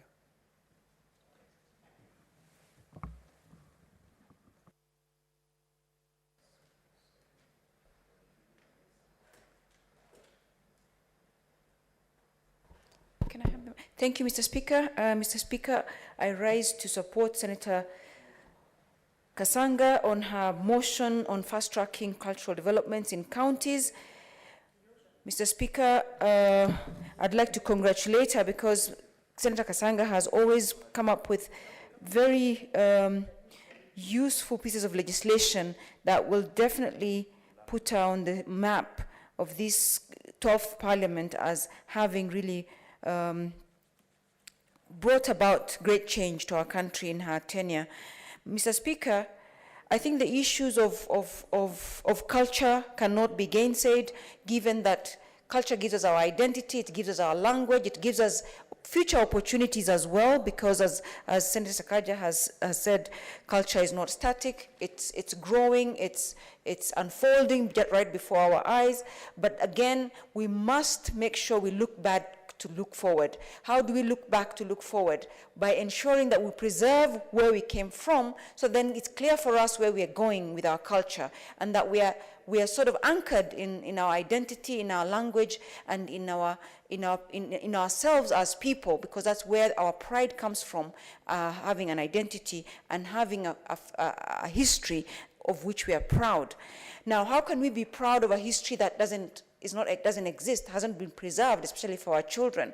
How do we then have, while we're not saying that government should be teaching our children language, while we're not saying government should take the whole responsibility, because we as parents, we as Kenyans must also take our rightful role in ensuring that our culture is preserved. We cannot put everything on government, and this is, I think, where we must then. And this is why I like what the prayer for this motion is.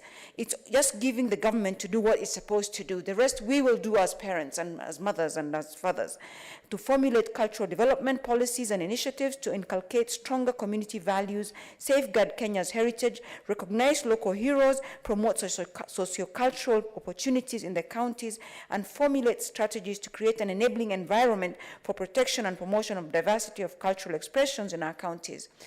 That is not too much to ask. It's exactly and precisely what governments should do. Lay the right frameworks within which we as Kenyans can then exercise our culture and preserve it for ourselves, or use it as a point of reference, or use it as a point of teaching our kids, and also use it as perhaps even in our education systems. Mr. Speaker, the community I come from is very rich in culture. The Borana community of northern Kenya, all the way to southern Ethiopia, practiced what they called a Gada system, which is basically a system of governance, a very, very democratic system of governance that actually studied the world over, where every 8 years, 9 individuals are elected to look after the political, social, economic, and cultural aspects of the community in the Gada system every 8 years.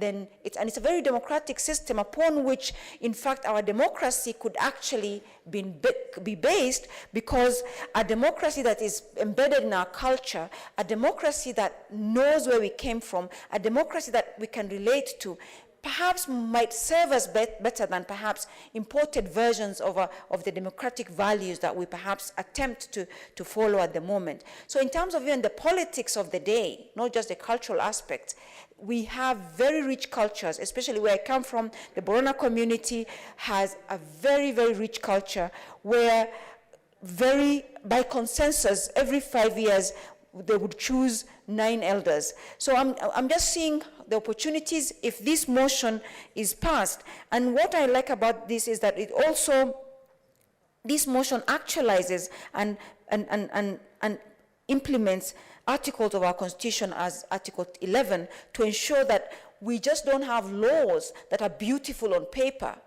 these kinds of motions is what breaks down our laws, our constitution into what we do on a daily basis to actualize the dreams that our constitution contains. So I congratulate Senator. And also, while looking at this, there are certain harmful cultural conditioning that we must guard against as well. So I'm hoping that as the ministry formulates these cultural development policies, they look at what is good and encourage that, but also while minimizing the other harmful cultural conditioning that exists. For instance, female genital mutilation, for instance, early marriages, for instance, such things as wife beating as a form of love for women. These kinds of cultural conditioning is what we need to, yes, I said female genital mutilation and violence against women. So again, this gives us an opportunity to actually to pick what's good in our culture and to ensure that certain cultural conditioning that's harmful to the less vulnerable and harmful to our children and to our women and to our people with disabilities and even to our men in certain cases are minimized or are eliminated while we look at this. So again, I do not wish to take too much time. I know there's quite a number of issues on the order paper, but I'd like to say that again, culture is of course dynamic. Culture is, of course, growing and unfolding, but we must, first of all, ensure we preserve what we have, we understand what we have, we highlight what we have, we celebrate what we have, so that then we can go forward with what then would become, or what then would start to manifest, and what then would start to develop as we go along. We have, spoken word, we have artists. In fact, I'm just from the People's Dialogue Festival at the museum, which is run by my organization, the Center for Multi-Party Democracy, and all the different political parties were there. In this, we had culinary corner where people were cooking traditional foods all the way from Denmark to Moyale, all the way from, and this is part of culture because the food we eat is informed by our cultural heritage. What is food for one person is poison for another. But then through this cultural understanding, even peace can be achieved, Mr. Speaker. Mr. Speaker, so there's a lot to be said for culture. There's a lot to be learned from it. But also as this House and as leaders, we then definitely have to look at what cultural values are going to be useful to us because we're not a stagnant society, and what cultural conditioning that is not harmful, that's not good for us, we can minimize. And this is where the government comes in. But we as Kenyans, we as parents, we as the women, we as maybe even the youth of this country perhaps would be taking responsibility. I'm a bit concerned that sometimes where we're going, we've become a society that looks at the next person to sort our problems out. We've become the society that decides everything must be sorted out by the politician or by the government. I think this is a notion and a narrative we need to make sure we discourage, because our culture or our problems are first and foremost our responsibilities, after which then we can go to government for the frameworks that Senator Kasanga has asked for in this motion. And as I said, I like that we're not putting every responsibility on government. We're just asking for the right framework within which we can practice our culture without discrimination, without any other form of barriers to our cultural diversity in this country. So I think with those few remarks, I would support this and hope that we see this being implemented even before we go on recess, because some of these things are very easily done because the culture exists, the people exist, everything is there. It's just a matter of pulling together these things and making sure that we have a system or an environment within which then our culture can thrive. Madam Speaker, today, Mr. Speaker, sorry. Today, as I was listening to the young people at the Center for Multi-Party at the museum, one lady said she would never vote because she doesn't think she'll be alive by the time of voting. I was very shocked and very disturbed. Such is where the desperation and lack of our youth are giving up. When I was talking about let's not be bystanders, let's do something with our vote, let's vote for the right people, she said, I don't think I'll be there. How desperate has our country become? What are we going to do about that? That's the mental health that Senator Kasanga is talking about in this motion, where our children, our young are becoming anxious, they're becoming hopeless, they're becoming suicidal. And that is creating an apathy of an unproposed, of unimaginable scale.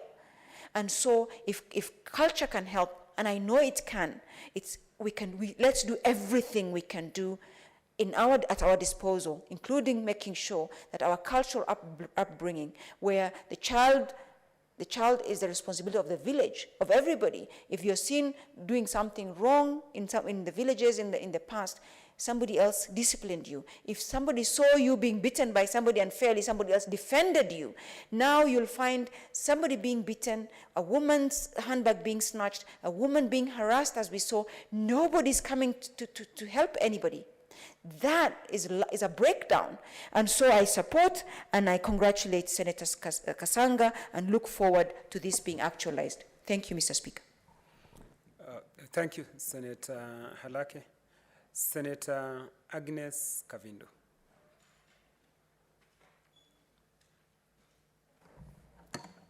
Thank you, Mr. Speaker, for giving me this opportunity to join my fellow senators in congratulating Senator Kasanga for this very important motion of cultural development in counties.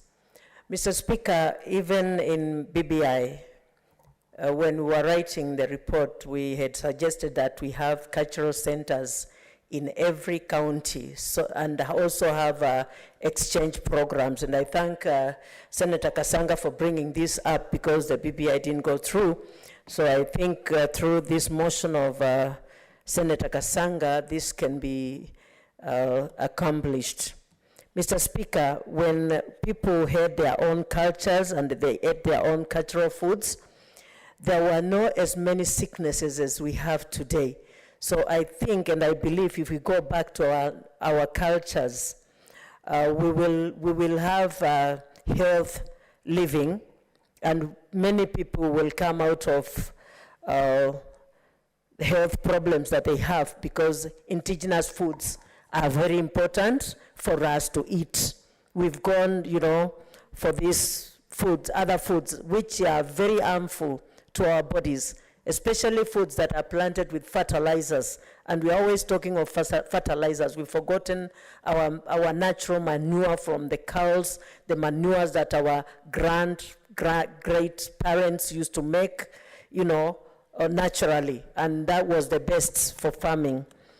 Mr. Speaker, I also would say that before this civilization, there was not a lot of wickedness in our countries or in our counties, because if it is men, young men, old men used to sit with them outside and advise them on how to live and what to do and what not to do. The women used to sit with women, ladies, the girls, and advise them. And there was not a lot of wickedness that, like we saw just the other day, that lady driving, and I had just an accident. It's normal to have an accident, and this young man just went for her and did all manner of things which we condemn powerfully, because we don't want to see this brutality towards women. That's a young girl. I don't want to think of the trauma that she's going through right now, and I don't know how long that trauma will live with her until maybe she gets medical attention and she's able to come out of it. Mr. Speaker, I want to say that it is very important to have these culturals and this culture, the culture, except that which will interfere with Christianity. Because also Christianity is very important. We have good morals in Christianity, so that which will differ with Muslim culture, Christianity culture, that should be left out, because then it will not be good for any of our religions. Mr. Speaker, I want also to commend that the female FGM should not be entertained because it is not good for our girls. It's part of the culture. I know there are people who really go for it, but it is not good for them. And also early marriage. Many of the cultures used to give out their daughters as early as even the age of 9 years, 10 years, you know, and this is not a culture that we should entertain, but the good culture, Mr. Speaker, I say we should have it.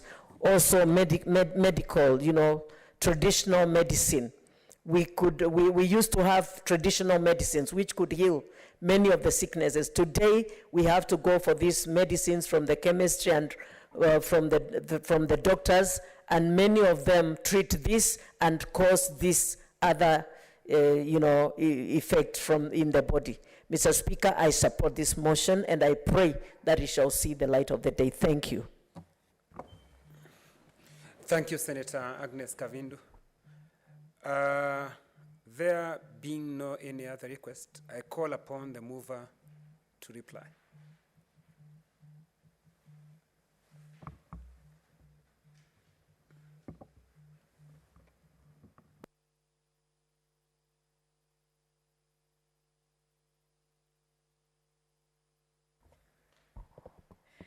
Mr. Speaker, I beg to reply and start by thanking Senator Dr. Musuruve for seconding the motion and adding color to it and telling us a little bit about her own cultural background. Thank you very much. I also want to thank Senator Sakaja for reminding us that there's actually an urban culture. There's an urban culture that should be celebrated and that it should be seen differently from the traditional culture that we speak of in the motion. And I liked that he has said when he becomes governor, inshallah, and we wish well for him, that he will bring the celebration of the urban culture here in Nairobi and make it a global event. I actually look forward to that because we've seen other modern cities and how they celebrate their urban cultures, and it's usually a wonderful thing. But if he was here, I just also would have liked to remind him not to forget that the traditional culture must also feature within the urban culture. And you know, we've traveled in many cities and you've seen how even the greatest cities, when you go to Washington, DC and any other, you will always find a history museum that traces the history of a people wherever they are. And I think that is very critical, and that is what we are talking about. You know, places where, of course, the government now with the president, what he has done at Uhuru Gardens, we are going to see a celebration of, you know, our heroes, and that is really critical. Our children must know where they have come from. Like what Senator Halake has said, and I really thank her, we must look back to look forward. We have to know, we have to be grounded. You know, you saw Senator Obama, the former President Obama, when he was a senator and he had to retrace his roots because he felt the need, when you read his book, he felt the need to understand, where do I come from? Who am I?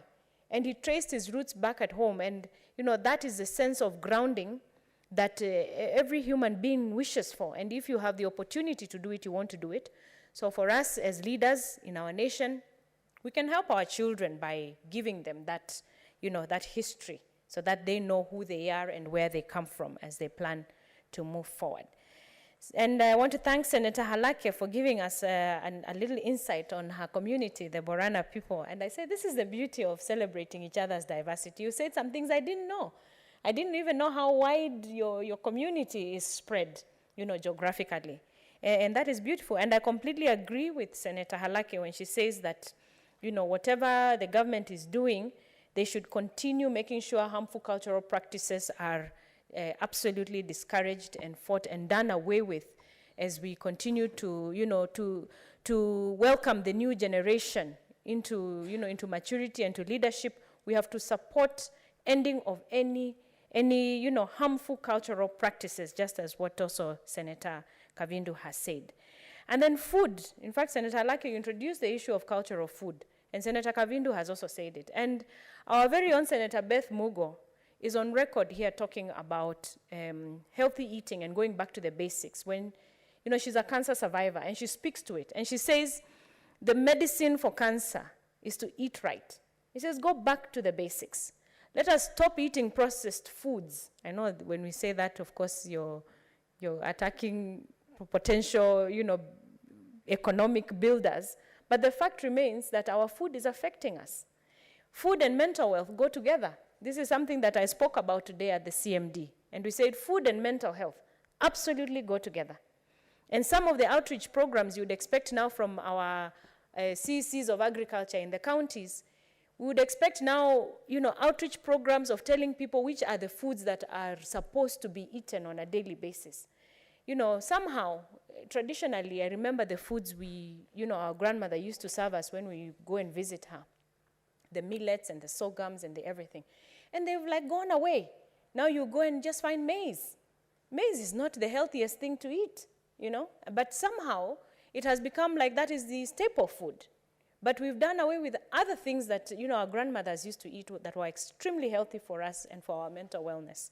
And that is something we must come back to as we celebrate, our cultures and everything else. Senator Kavindu brought up the issue of religion. And of course, religion plays a critical part. And it has its place. Once we were colonized, now we were introduced to religion.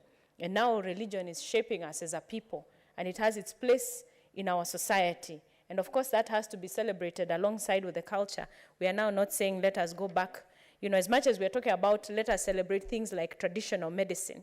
Now, we are not saying that we should go back to witchcraft and, all other dark vices. Again, those are the negative cultural practices we should not be looking to.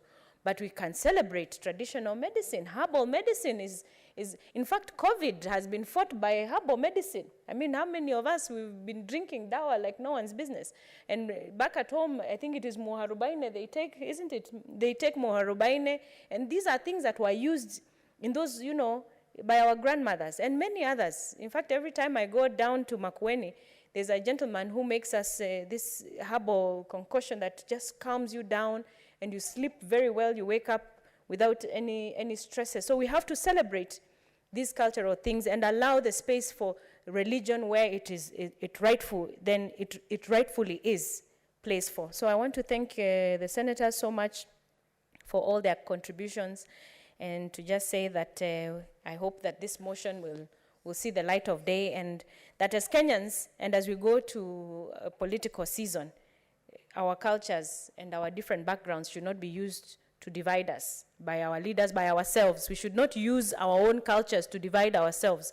If anything, we must continue to celebrate our cultures and know that we are one people in as much as we have our different backgrounds and our different tribes. Thank you, Mr. Speaker. I beg to reply.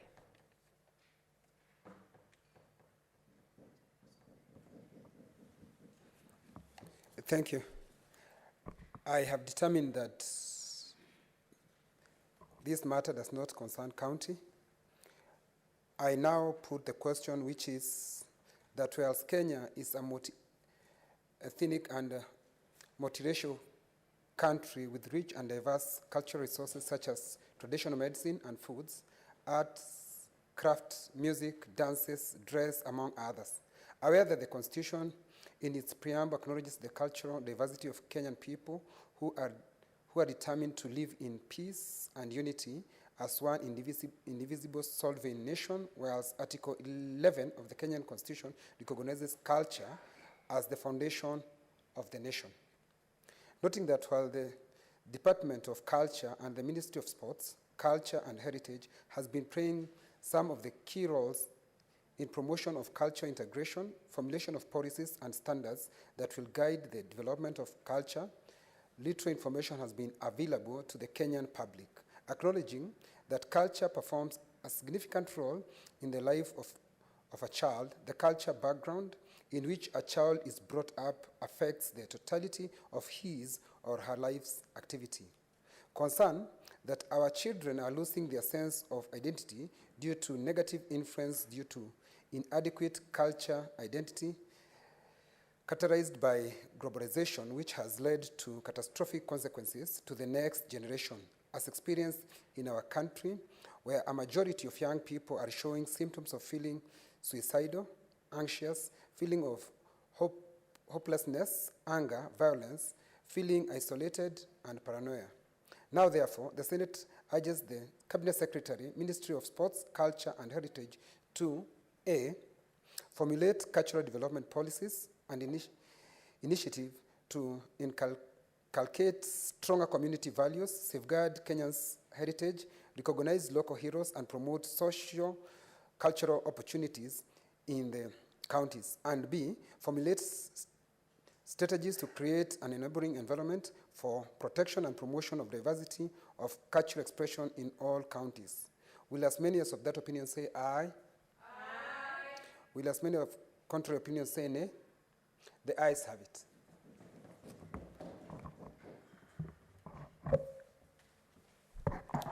Order number 28.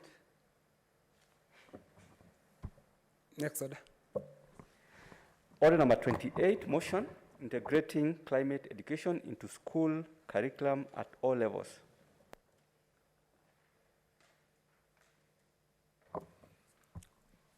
Senator Abshiru Harake.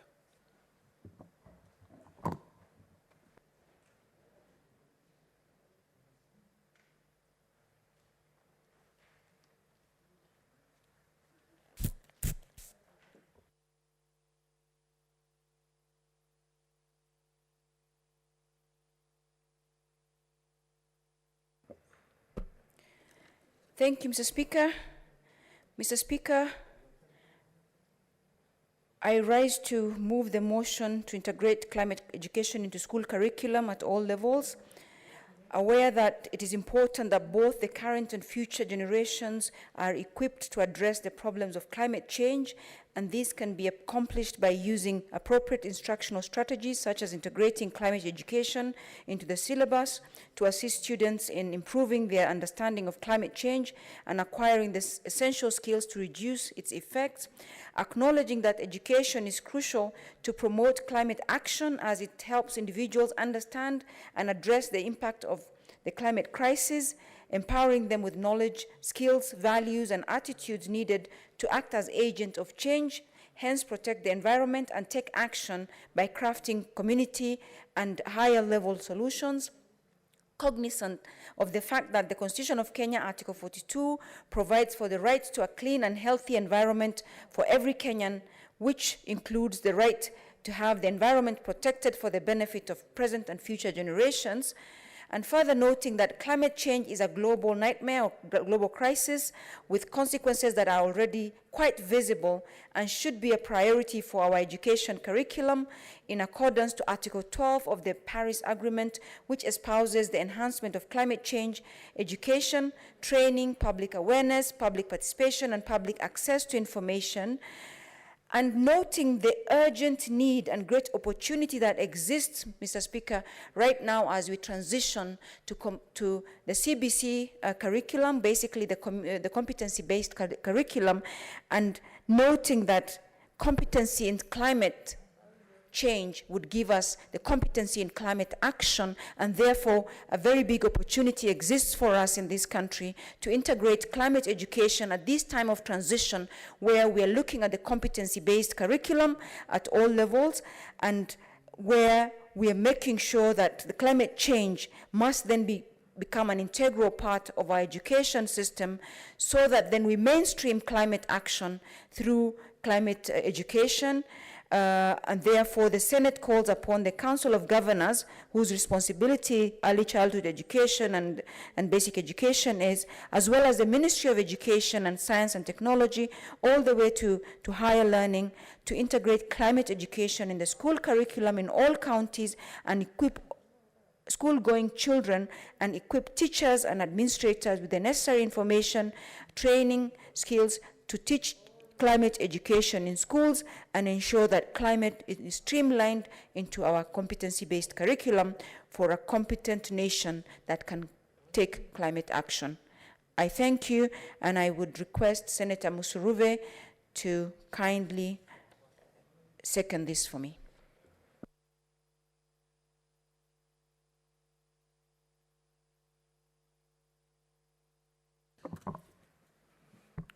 Senator Dr. Gertrude Musuruve.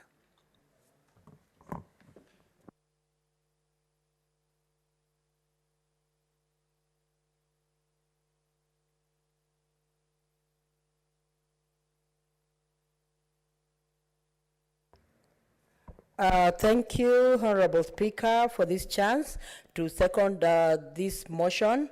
And Honorable Speaker, I must start by thanking Senator Halake for coming up with this motion that actually needs to be self-executing, Honorable Speaker. And what Senator Halake is seeking is to ensure that when it comes to issues of climate change, it is integrated in the school curriculum.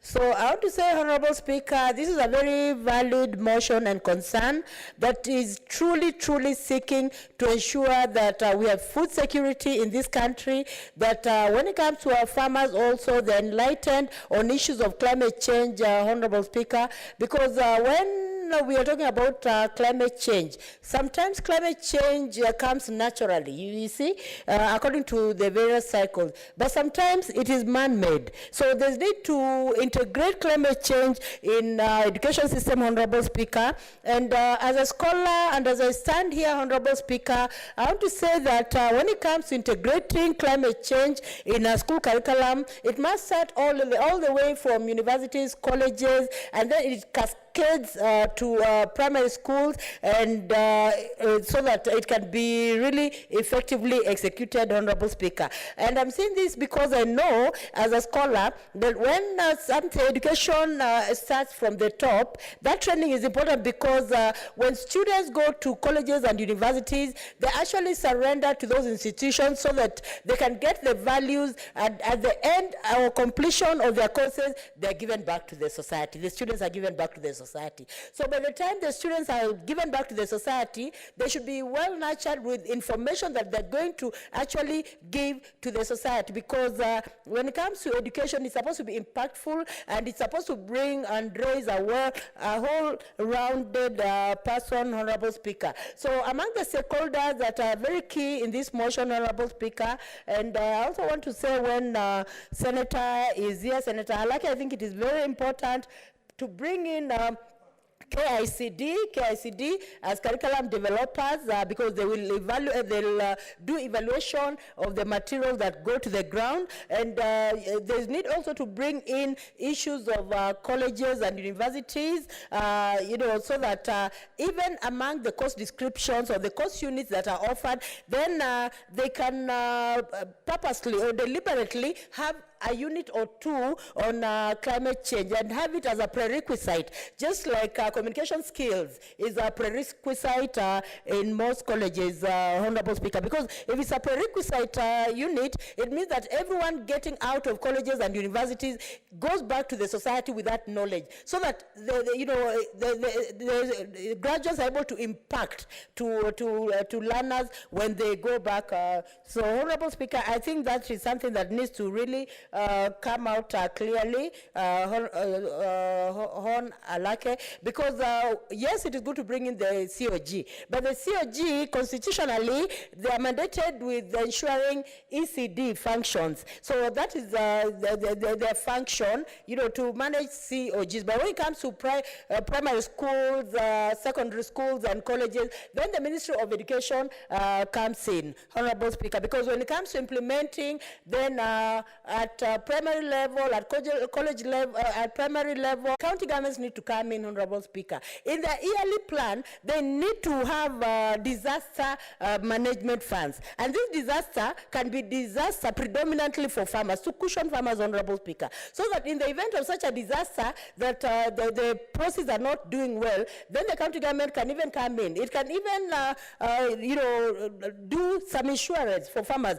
Just in the event that maize is not doing well, the plantings are not doing well, then they actually can be compensated for the loss, Honorable Speaker. Because if they're indemnified, then they will actually be positive and see that the government, the county governments are keen in supporting them, Honorable Speaker. So I want to say, Honorable Speaker, that this is a very good motion that should actually see light at the end of the day. And not only light, Honorable Speaker, I want to tell Senator Halake to ensure that even though the time frame is very minimal, to come up with a bill that will speak on this, that will ensure that climate change is part of and a prerequisite in our colleges, in our universities, and in the curriculum. Because if it starts from there, then it will do well. But if it's just in ECD or in the school curriculum, somebody else can parrot that thing, and it will not be successful. But when it comes to teaching, it's such pedagogical issues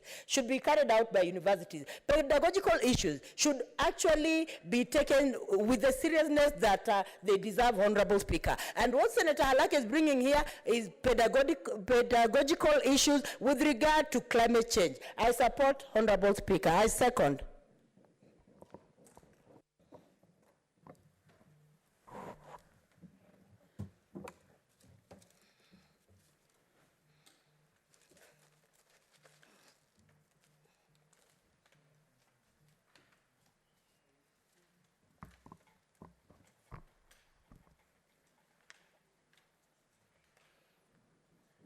Honorable Senators, I now propose the question, which is that aware that it is important that both the current and future generation are better equipped to address the problem of climate change, and this can be accomplished by using appropriate instructional strategies such as integrating climate education into the syllabus to assist students in improving their understanding of climate change and in acquiring the essential skills to reduce its effects. Acknowledging that education is crucial to promote climate action as it helps individuals understand and address the impacts of climate crisis, empowering them with the knowledge, skills, values, and attitudes needed to act as agents of change, hence protect the environment and take action by crafting community-level solutions. Cognizant of the fact the Constitution of Kenya in Article 42 provides for the right to a clean and healthy environment for every Kenyan, which includes the right to have the environment protected for the benefit of present and future generations. Further noting that climate change is a global nightmare with consequences that are already quite visible and should be a priority for our education curriculum in accordance to Article 12 of the Paris Agreement, which imposes the enhancement of climate change education, training, public awareness, public participation, and public access to information.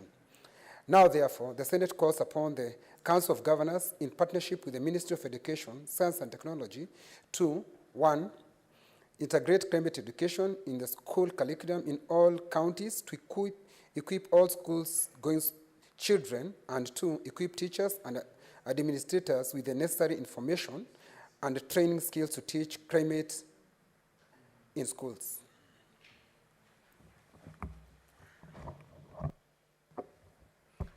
Senator Irongo Kangata.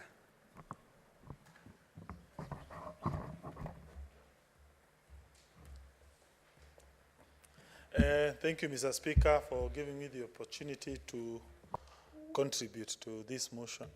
Mr. Speaker, I rise to express some reservation to this motion. Mr. Speaker, I agree that indeed there's a problem of climate change in this world. There is scientific consensus on matters climate change. So many articles have been published in peer-reviewed journals, highly ranked, which indeed affirm that the climate is changing. Mr. Speaker, it's also not in doubt that the chief reason why the climate is changing, it is because of human activities. And therefore, I agree that we need to educate our children on mechanisms on how to address the problem of climate change in this republic. But let me now express why I have reservations to this motion. First, I will start by expressing my little bit reservation to the entire climate change advocacy, Mr. Speaker. Mr. Speaker, 80% of people who cause climate change, they are not in Global South. They are either in global north, that is the Europe and America, and now we have that problem being caused by China. Therefore, the carbon footprint of Africans is almost zero. Therefore, ideally, the people who should be telling us or be explaining to us why they have caused climate to change are the Europeans and the Japanese and the Chinese, not Africans. Therefore, I wish this problem is better remedied by the people who have caused climate change, which is the Westerners. Allow me to finish, Mr. Speaker. What is it, Senator Abshir Harake? Mr. Speaker, as much as I would welcome any reservations, is it in order for the Honorable Senator to mislead our nation that climate change is not an African problem, yet as much as it's caused elsewhere, and we don't even have the scientific factors of the contributions of the footprints, that we should not be preventing it before we become part of the problems? Is that really what, is that in order to just mislead and say that it's a Chinese problem and therefore we Africans should not be doing anything about it? Yet it affects us more than it does affect the people that caused it anyway. So does that absolve us of the opportunity to do something about it? Is this kinds of misleading information on the floor of the House in order at all, Mr. Speaker? What is it, Senator Gertrude Msuruve? Thank you, Honorable Speaker. Can I be heard? Yeah, without the mic. Yes. Thank you, Honorable Speaker. I also have a point of order on what Senator Moranga is bringing on the floor of this House, and I have a lot of respect for Senator Kangata. Is it in order for him actually to come and make statements that are truly not genuine on the floor of this House? Yet we have seen many times so many families afflicted by flood and losing many lives. Yet we have seen many farmers crying that their crops have been eaten by caterpillars and insects that have actually affected them. Is it in order for him to come up with information that is misleading?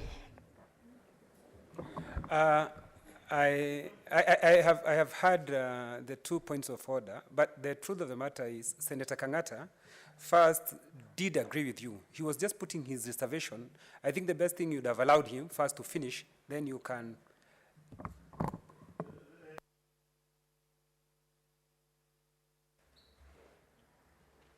Thank you, Mr. Speaker. Yes, indeed, as you have correctly made a finding, mine was just my exposition. They will definitely have their time to respond. And I agree that there is a problem of climate change. There's no doubt about it. But the question I'm asking is, first, who has caused climate change in this world? What is the carbon footprints of the global south, particularly the sub-Saharan Africa? It's very, very minimal. If you can Google, you can look for what we call articles in peer-reviewed journals, which indicate clearly what is the carbon footprints in Africa. You see, Mr. Speaker, what causes climate change, according to scientists, is what we call highly industrialized societies. Those that have huge industrial base, those that produce things like oil, yeah, those that produce things, countries with many cars. So when you compare Africa and you compare Europe, definitely it goes without saying that our footprint is very, very negligible. And one of the problems I do have on the entire climate change discourse is its failure to compel those people who advance by damaging the environment to pay those of us who are yet to develop. Because, by the way, some of the interventions that may be proposed so that we remedy or mitigate the problem of climate change may hinder our progress, Mr. Speaker. Let me give you a good example. There was a proposal in Lamu that we build what we call a coal plant. That proposal was torpedoed on the basis that it's going to damage the environment, which is true, and I agree. But remember, how many coal plants do we have in China? How many coal plants do we have in Europe? How many coal plants do we have in Australia? Australia is one of the most developed societies in this world. Its GDP per capita is almost $50,000 per person. The Kenyan GDP per capita is about $2,000 per annum per person. So compare that level of development. Then you find in Australia they have coals. They have not stopped their coal industry. But here in Africa, we've been told, no, don't dare put up a coal plant because you are going to damage the environment. So that then means you have been burdened by these so-called measures to mitigate climate change. You can't move. You can't create employment. Mr. Speaker, sir, our number one problem in this society, from where I sit, is unemployment. When you have massive number of young people who do not have employment. And we need to industrialize. We need to create factories so that we can give our young people an opportunity to work. But now, we are now being told, no, don't dare establish these factories, don't dare establish these entities, because you are going to pollute the environment. You are going to contribute to climate change. Okay, there are alternatives. I agree, there are alternatives to some of those things that used to be done before. One of the examples, Mr. Speaker, sir, of measures to mitigate against climate change is to introduce things like clean energy. I am aware of that. Wind energy, solar energy. You can even have what we call electric motor vehicles. But it is settled, Mr. Speaker, sir, those alternative measures are very, very expensive. Mr. Speaker, sir, if you go to European countries, very few countries have been able to transit. Senator, what is it, Senator Halake? Mr. Speaker, you have a responsibility to ensure that this House has integrity. To say what is right is also safeguarded. As much as we have, we can say whatever we want. There are things we can say on podiums and on the campaign trail, but here we have a responsibility to be truthful. As we speak now, it's not true that renewables are not... Senator Halake, yes. Are you standing to inform Senator Kangata? Yes, I am. And I was getting there. I don't want to be not informed. It's a point of order. It's point of order, Mr. Speaker. I have a right to a point of order. The point of order is... Can you cite which article? Which... Senator Kangata, take your seat. Thank you. Senator Halake, proceed. Thank you very much. Mr. Speaker, I will repeat again. It is not in order, is it in order for the Honorable Senator to mislead this country that renewables are very expensive? It is not true. Renewables in many cases are in fact, because they are available without even having to be harnessed. The sun, the water, the gas, much cheaper than per kilowatt than even what is got from fossil fuels. It is not true. Scientifically, it has been proven. It is something that we should not now mislead because we want to sabotage the whole sustainability issue. It is much cheaper. So when you say it's much cheaper, you're comparing with power?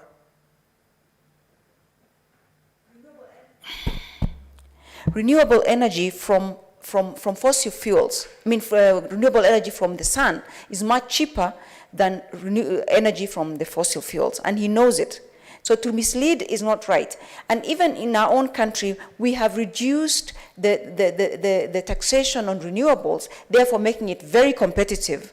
So to say that because we did not do the coal in Lamu, that we will never develop is not true. And our number one creator of unemployment is not the renewable energy, because we don't have energy. It's because of the corruption that persists. So let's just say the truth and shame the devil. Senator Kangata, When you say they are very expensive, you're comparing to what? So that we can tell what is expensive and what's not expensive. Senator Gertrude Msurve? No, they are debating. These are not- Thank you, Honorable Speaker. Just on a point of order, I would like Honorable Senator Kangata, my good friend, to actually stick to, we are looking at climate change as being brought in the curriculum. And I would like to inform Senator Kangata as a scholar that information is power only if it is shared. And when it comes to climate change, there are two causes. It could be changes in the cycle, or it could be human activities, which is right. We see it, we have evidence every other day of climate change affecting farmers. Thank you. Senator Kangata, proceed. And Yeah, proceed. thank you, Mr. Speaker. Mr. Speaker, what my colleagues have said is very good, and I want to encourage them. Yeah, you see the attempt to take us to what we used to call the state of nature, when we used to live in the trees. It's a very good thing. Yeah, when there were no cars, there were no factories, it was a very good life. And if maybe this endeavor of climate change will take us back to the state of nature, I support. It's a very good idea. But as to whether we can now do that under the current circumstances, I'm not so sure, Mr. Speaker. I'm not so sure. Mr. Speaker, you see, when ideas come from the West, from those, our brothers in America, in Western Europe, we must, as parliamentarians, interrogate those ideas. You know, they can afford to put what we call wind energy, solar energy. They can afford to do it. Because remember, they are not struggling with the basics of life. They live in a very comfortable world. But ours here is a very poor country that is really, really struggling to create employment for the young people. And by the way, if one can be able to show me evidence of a country that has been able to transit, into what we call zero carbon emission strategy, I will support without the cost to the environment, Mr. Speaker, sir. Mr. Speaker, sir. Senator Kangata, Yeah. are you aware that we are signatory to Paris Agreement? Are you aware? Yes, I'm aware. Okay, proceed. Mr. Speaker, sir, even if we have signed those so-called declarations, under what we call the Law of Treaties Act, all those conventions, for them to have the force of law, have to be brought before the National Assembly for ratification, Mr. Speaker, sir. That is provided for under Article 2, Sub-Article 6 of the Constitution. If I was a member of the National Assembly, personally, I would have put a reservation to the ratification of those international treaties which would make us, as a country, not be able to create employment. Mr. Speaker, sir, let me tell you, Mr. Speaker, sir, when you close a factory that is creating millions of jobs to the young people on the basis of environment, and you have not provided an alternative mechanism through which those young people are going to find employment, I think you are doing disservice to this Republic of Kenya. Mr. Speaker, sir, the Western world, the Chinese, the Japanese, what did they do? They followed a certain trajectory, they developed. Then we are being told, no, don't follow this path. It is destructive. I agree, it is a very destructive path. But what is the compensation mechanism? I strongly believe, Mr. Speaker, sir, it is for the Europeans, it's for the Americans to give us a package to support our climate endeavor. That's my view, that's my thesis. Yes, I agree, the climate is changing, but it has been caused by the Europeans. And if they don't want us to follow the path they created, then they need to compensate us. Otherwise, we have to open and establish coal plants. We have to continue having factories. But if they were to pay us, in fact, Mr. Speaker, sir, there is an international principle, an environmental law, that is called polluters pay. So it is them to pay us. so that we don't establish those so-called polluting factories. Mr. Speaker, sir, there is also something called carbon trading.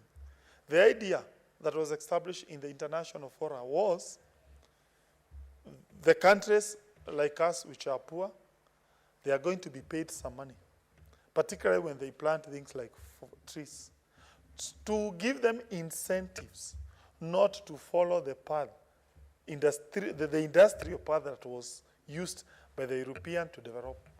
That carbon trading mechanism is zero. It doesn't function. We don't obtain anything out of that mechanism. It is therefore my strong view that we need to push the so-called developed world to respect and enhance effectiveness of the carbon trading mechanism. I say that, Mr. Speaker, sir, because I come from Murang'a County. Murang'a County has the largest portion of Abadea's forest. Almost 80% of Abadea forest is in Murang'a County. 80% of water that is drunk in Nairobi comes from Murang'a County. We do not get even a single shilling out of it. There is something called abstraction fees. Abstraction fees mean any company that is drawing water out of a natural resource, that money should be paid to a national government entity called WARMA, which does not plant those trees. I strongly believe that money should be coming to Murang'a County government so that we replant trees. You guys in Nairobi continue drinking Murang'a water. Otherwise, we have no option but not to protect that Abadea's forest. So we need an incentive. So my thesis is this: whatever education that is going to be taught to our children as per proposed motion must include several things. Number one, a critical appraisal of the current climate change policy. Let us not just adopt ideas we see on TV, ideas we see the Westerners when they call workshops in Nairobi, activists. No, they have not prosecuted the African case in this cause called climate change. They have not. It is we may, without knowing, be bringing what we call burdens of development on African society. We may, as a result of this endeavor, continue being poor because we'll be told, no, you can't establish a factory. It's going to create climate change. Those are burdens. If there is evidence our factories cause climate change, we need to be paid off so that we don't establish them. Otherwise, I'm telling you, Mr. Speaker, sir, we will bypass a certain industrial phase on the basis we want to protect the environment. It is the Europeans to pay us. It is the Americans to pay us. It is the Chinese to pay us. It is the Japanese to pay us. It is the Koreans who should be paying the Africans for these things they have caused this world. It is something, they cost it. We are bearing the greatest burden. Now we are being told we help them to curb it at a cost which is not being footed by those people who originally caused climate change. And therefore, Mr. Speaker, sir, I respect my colleagues who hold a different view. I understand them. I respect them. But I am only urging them to look at Senator Kangata, what you have said is, from where I see it, is very true. What would stop it, what you are saying, to be put in the curriculum, what you are saying? Because it can be put in the curriculum so that the student can be knowing they, as Kenyans, we are supposed to be paid. No, you are right. In fact, that's why I say I support the motion. Okay. But I have said I am putting some reservation. The way climate change education is currently structured, it has failed to bring a certain angle, the burden of the entire climate change mitigation endeavor. That is my thesis. I'm saying, yes, please continue. It's a very good motion. But put a critical appraisal of the entire current climate change endeavor. I support the motion, Mr. Speaker. So I didn't say I'm opposing it. But I'm saying there's a voice that is never heard in the entire debate about climate change. And the voice is the cost those Westerners have caused on Africans. The cost they have refused to pay us so that we don't bear the greatest burden of climate change mitigation.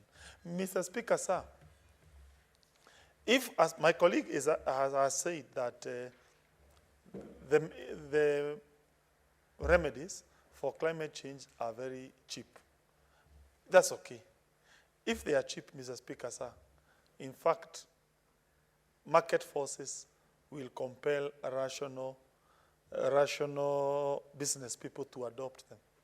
You know, the market forces operates under the principle called the hidden hand of market. And they will definitely go for that which is cheap, that which is rational. So therefore, if, let's say, for instance, establishing a power plant that is powered by wind is cheaper than establishing a power plant that is powered by coal, so be it. That will definitely, it makes sense. There's no reason why you should go for a coal. Yeah? And I have no doubt the market forces will definitely follow that which is rational, that which is cheap.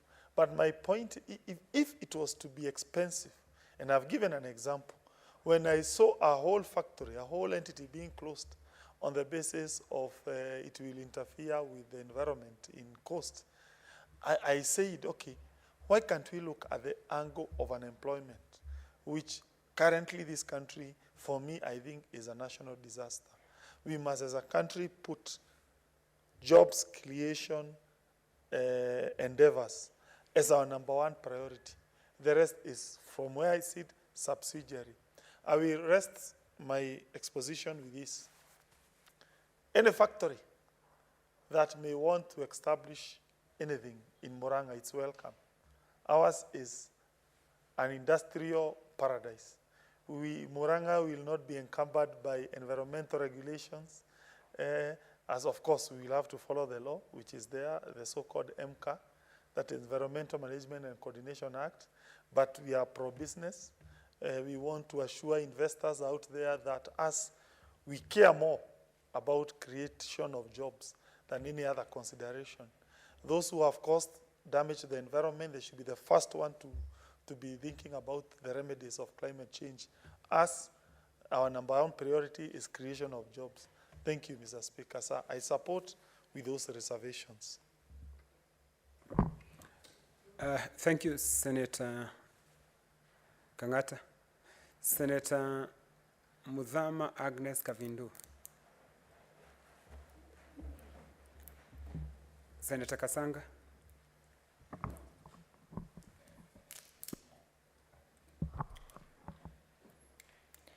Thank you, Mr. Speaker, for giving me this opportunity to support this motion by Senator Habshiro Alake on integrating climate education into school curriculum at all levels. Mr. Speaker, let me celebrate Senator Halake again, because she has been such a champion for climate. And in fact, I keep saying when the committees were shuffled, she was removed from the Environment Committee, and we really miss her for that because she was quite a champion of environment. Without a doubt, climate change is a big conversation. I was privileged this year to attend the COP26 at Glasgow. And it was interesting watching, different jurisdictions trying to push each other into ratifying, the timelines into which we must make climate change action, more prominent in our different jurisdictions. It was very interesting, Mr. Speaker. And I think here in our country today, you cannot understate the effects of climate change. And whereas we talk about, we talk about many things. Just now when we were talking about culture and the importance of eating the right food for the purpose of our mental wellness or our general body wellness, then the conversation of climate change must come in. Do we realize what climate change is doing to the produce that we produce and the changes then that have to be done to our production, the skills that then we need to impact on our people, so that then we can, we can mitigate these effects of climate change. This, it's a crisis. The climate change now is a big crisis. And the fact remains that our cycles of weather have changed. So again, people need to understand and to be schooled on then what do you then grow that you can eat, that can be your sustenance. Even though we shall be looking up to, large-scale production of, say, food, for the purposes of our economy and growing our economy, but for subsistence. Are we having enough conversations or capacity building of our people so that they can know then what to grow within the changing climate conditions that are there? And I do agree, our children need to be included in this conversation. I know there are certain schools that try very much to speak to it, but largely our curriculums need to adopt it as a constant, so that our children, as they grow, they are fully equipped towards how to mitigate climate change and also how to adapt to the new climate changes that are there and how to embrace them. And Mr. Speaker, I just have to say that there's a lot to do when it comes to capacity building towards climate change. Again, today at the People's Dialogue, somebody brought up the conversation about potato farming because of that big debate that happened when one of the companies, the international company's food chain, KFC, announced that there's not enough potatoes in the country. And, Kenyans were up in arms, not believing it and not quite understanding really what is the issue. But when the conversation was finally put on the table and it was made clear to us that there's a level of capacity building that we have to, bring our farmers to so that they can grow in such a scale that then these international companies and other food chains can then, buy from them directly, then you realize there's a big gap. There's a big gap, and there's a lot more that we need to do to empower ourselves as citizens and to empower, our farmers so that they can reach to that level where they can compete on a global stage. And Mr. Speaker, this also is a question of how we are adapting to climate change. What are the things then in our capacity, in our environment here in Kenya, should we be telling our farmers or should we be pushing our farmers then to do when it comes to climate change? Now, we've had conversations at committee, and one of the petitions that came earlier in this term was a very interesting petition that came from Kajiado, from Magadi, and there's a lot of silt that is going into Magadi. And the silt, of course, comes from, erosion that is coming from the farms around. And what has happened is that because, of course, again, of climate change and the changing rain patterns, you find that, grazing is done until the ground is absolutely bare, and there's not enough, say, afforestation that is being done, or, moving, cattle. I think there's a way you can graze in an orderly, or rather in a designed manner to allow some earth to regenerate, and things like that. And they brought that petition. And the petition was actually pushing towards the fact that there's infrastructure that was being built nearby, and it was that earth of the infrastructure that was then, being carried away when it rains into silt, into the lake, and therefore affecting the great resource that Lake Magadi is. But after a lot of conversation with the county ECCs of agriculture in Kajiado, there was then the conversation of what are we doing, what capacity building are we doing to, our farmers and our citizens so that they can learn to regenerate the earth? Or what other conversations can we bring about economic activities that then don't deplete the earth to the level that it is, considering our rain patterns have changed? So you can see the kind of conversations that need to happen around climate change. They are in-depth, they are wide, and it is true what Senator Halake is saying. We have to integrate climate education into the school curriculum and equip our children. Then our teachers too need to be equipped. It's the same thing that we keep saying, that there's so much information that needs to be fed to our children so that as they grow, they are fully, seized of the environment and the constant changing environment that we live in today. It's bad enough that we are in such a modern society that everything is always moving too fast. The technology has made everything move way too fast. But there's also just the basics that we need our people to be able to move along with, and that is matters of climate.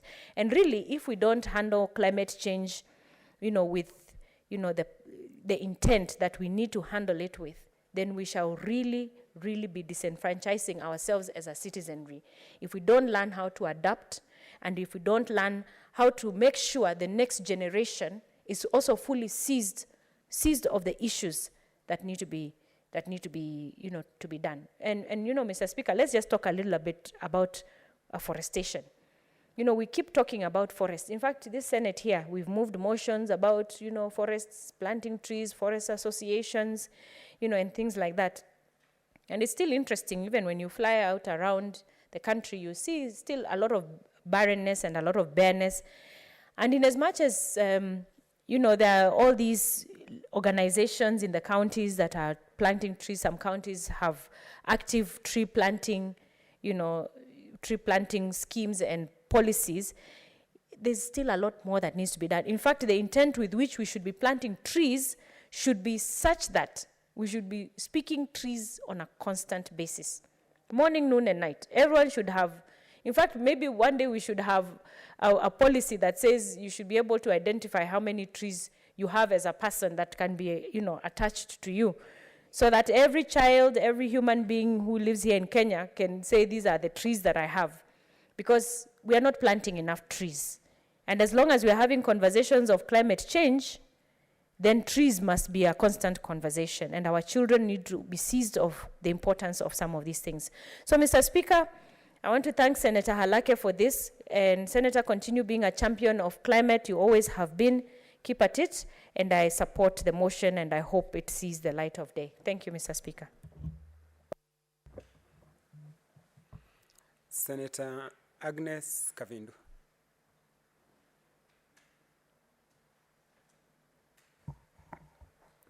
Thank you, Mr. Speaker, for giving me this opportunity to, first of all, congratulate Senator Halake for this motion, which is very timely and very important because we are truly living in days when the climate change is affecting the whole world.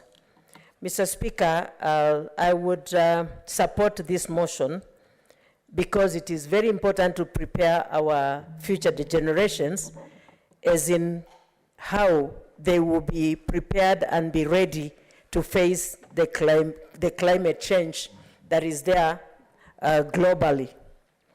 It is actually a global nightmare. And Mr. Speaker, before, when I was growing up, we could tell when the rains will rain. And even if it extended, maybe it extended for only 5 days or rained earlier 5 days than the time that it used to rain. The latter rains and the former rains. And people could plant early in advance and wait for the rains because they were very sure that it could rain. These days, it is not the same. People are taking their time until they see it has rained, then they start planting, and that is why we have shortage of food. That is why we don't have food security. Mr. Speaker, I think it is very important for this climate education to be introduced to our schools in all levels, because if we talk of only colleges and universities, then our children will grow without knowing the meaning of the global change, and they will not be prepared. So if we start from all levels of education, they'll catch up and they'll grow knowing that it is important, and especially being taught on how to preserve the trees and everything that should be done to prevent the global climate change. Mr. Speaker, I've seen a certain bishop in Yatta who God put in him just to prepare for people, because in Yatta there was a lot of drought. There is even today, and that is why I want our water to be returned to Machakos. The declassification of the water of Machakos, I want it restored back because there is a lot of drought up to today. And so he took the initiative of showing the local communities on how to plant and how to just dig small ponds with their hands, so that when it rains, they can store the water, and after the rains are gone, they can continue planting. And this has really helped the Yatta people he calls it Operation Molio Out, because they used to be given a lot of molio, food, to be helped with food to eat. We call it molio in Kikamba. So he came with an idea of operational molio out. And for sure, it is molio out in Yatta. And many people are coming to learn from his farm, even from outside Kenya. Even UN people go to his place to learn how, because this climate change is a global thing, and it is all over, and people must prepare. So if our children or our students or our future generation is prepared in advance, they'll be able to do what is right, and they'll be prepared psychologically, and even physically. They can be prepared to plant the foods that can be harvested, even without much rains. Mr. Speaker, sir, I want to comment and say that what Kangata was talking about is also very important, and he should bring a motion to this House so that we can pursue it, or it can be included in this program. But in this program, I don't think what he's talking about will help much, because he's talking of compensation. Compensation, he can bring a motion and we debate it, and it is followed in the proper channel, but not through this. This should just go the way Senator Alake has brought it. What is it, Senator Gertrude Musuruve? I would like to inform Senator Machakos that what Senator Kavindu, do you want to be informed? Thank you. I would like to inform Senator Kavindu that what Senator Kangata was bringing forth on this House did not really deal on pedagogical issue, did not really deal on education.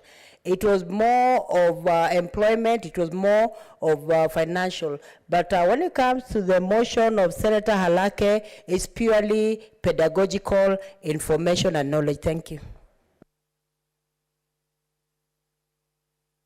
Senator Musuruve, but that is why I've said he should bring a motion to this House. So I think I'm totally informed of what he was talking about. And that is why I've said he should bring a motion. And this should go the way it is. I've just said that, Senator Musuruve. We know it is very important for our future generations to be prepared so that they can face the world like any other person. And so I commend you, and I say this motion is very important, and I support it. Thank you.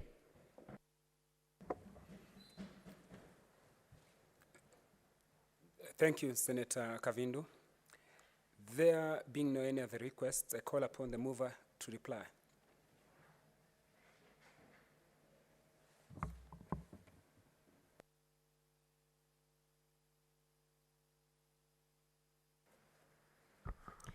Thank you, Mr. Speaker. Mr. Speaker, I beg to reply. And as I reply, I'd like to thank the senators who have contributed. Senator Musuruve, I'd like to thank her for seconding me and for being very passionate about everything education. And since this is an education that will put us into making sure that our future as a nation is a resilient future, a future as a nation that is looking at what it is that's affecting us, and that also that has a bearing on the existential question of, are we going to be there even? Forget about the economies and the employment and what have you, but if we're going to self-destruct, if we're going to, no matter who caused it, and 2 wrongs or 3 wrongs or 100 wrongs do not make a right, Mr. Speaker, as you know. So I'd like to thank her for making sure that she, as usual, and with her passion for education, has seconded this motion, and I take note of her mention of KICD involvement, as well as the involvement of universities and other higher institutions of higher learning, to ensure that this becomes a holistic approach to doing things, and not just, something something that we do on one side of the education. That has been alluded to by Senator Mudama as well, who has also said it should be at all levels, and precisely that is what the motion is about. We'll make sure that at all levels, including at the ECD level, we're linking climate education. And she also linked climate education to agricultural activities and productivity, where then our farmers are then equipped with the necessary information and necessary know-how and skills to mitigate and to ensure that they're resilient when it comes to their farming and their productivity. Senator Kangata, I also thank Senator Kangata for his alternative view. He has supported the motion while with reservations. While the reservations, he has every right and constitutional right to his reservations. I felt they were a bit misleading in the sense that we are talking about ensuring that our education system is current, is modern, and equips our children with the modern skills and modern awareness of what is happening to them, and that they can make the joint and can make the link and line of sight to what is perhaps causing them the pain that they're going through at the moment. For instance, children in northern Kenya, children in Isiolo County, in Wajir County, who cannot get even the little rain that they used to get. Children in our pastoralists who are wondering why the rangelands are not regenerating at all, even with the same amount of rainfall. Pastoralists in my county that are wondering why the water is just running off with everything, and that every time they have to lose their animals, can at least understand where it's coming from and do something about it, or at least prepare for it and mitigate against it. Maybe sell the animals when you see that the rains are not coming. Senator Kavindu has just told us how the effect of climate change on rainfall patterns in Ukambani, for instance. These are real issues. These are not things that we're talking about because of activism. It is issues our people are going through. The rangelands in northern Kenya are not generating, even with the same amount of rainfall. We have 10% forest cover. If we tell our children that 30% forest cover is the difference, that is what we're talking about. We're not talking about, and I know Senator Kangata talked about the coal plant that was shut down. It hadn't even been begun. There's something called stranded assets. Why are we, as Africa, going to go into things that have already become obsolete and deal with investments that will become obsolete in the next few months? Investments that perhaps even the technology transfer needs to come from that West that has made it obsolete, and be stuck with stranded assets in the name of creating coal plants around Africa now, when Africa is endowed with the best renewable energy of the sun, the wind, the water that we can have. So what all we're saying is, we don't have to follow the same trajectory as the West. Why don't we as Africans then decide coal is not our thing? We have sun, in fact, that is scorching us, and we're going to use that energy. We're going to harness that energy. It is not true, Mr. Speaker, that renewables are expensive. How can something so plentiful be so expensive if we actually focused on using it? How can something so plentiful be so remote from us? It's shining on us. When in the West, they get sun in certain places for 2 hours in a day, we get sun for almost 24 hours every day, and we know when it's coming, when it's going to go down. We can say that we may have lacked ideas, we've not lacked the natural resources. So it's not true, and that is what I would like to correct in this House, that natural resources are of necessity much more expensive. It's not true at all. It is not true, Mr. Speaker. And then we must also differentiate between the cause and effect of things. If the West caused it, the effect is on us. So what are we going to do to skill ourselves and to arm ourselves with the mitigation measures that is going to give us the resilience to survive? Or do we say because they caused it, we'll just lie down and die, and our animals will just die? And that pastoralists in northern Kenya will say, well, the Muzungu caused it, and therefore I'll just let my animals die. No, we're going to come to the bottom of why is our rangeland not regenerating? Why is the rainfall patterns changed? Why do I graze in this area in July usually, and this July there's nothing? we can't just sit and blame. We must be part of the solution. And this is what this motion is trying to do. It doesn't matter. It matters not at all that in Australia, there are many coal mines. That's Australia. What about our country? And it's not true that the number one problem for Kenya is because we did not pursue fossil fuels, or that we are trying to, that we are putting some climate education into our curriculum. We know it. Our number one problem is corruption. Let's deal with those things. Let's deal with the pilferage, that 2 billion shillings in a day or in a month, I can't remember exactly what time frame was put, is being wasted in corruption. Let's not apportion blame where none exists at all. So, Mr. Speaker, I support the notion that we can start, and I congratulate the pastor that said we will be doing away with molio. It is through these kinds of things that we will do away with food donations and get the dignity of feeding our children and feeding ourselves, because we're taking action against the climate that is causing us problems, be they droughts, be they disasters of that nature. Mr. Speaker, and I thank which other senator spoke to this issue, Senator Kasanga, and for making sure that we are talking about, again, she's linked and made the dots to the mitigation measures that are being created for our farmers, especially in the dry areas, in the ASAL areas, and for linking the sustainability of our livelihoods and lives to the fact that we are climate competent. It matters not who is causing, but the effect is on us. And it's up to us to do something and be part of the solution. And therefore, I reply and I thank everybody that contributed.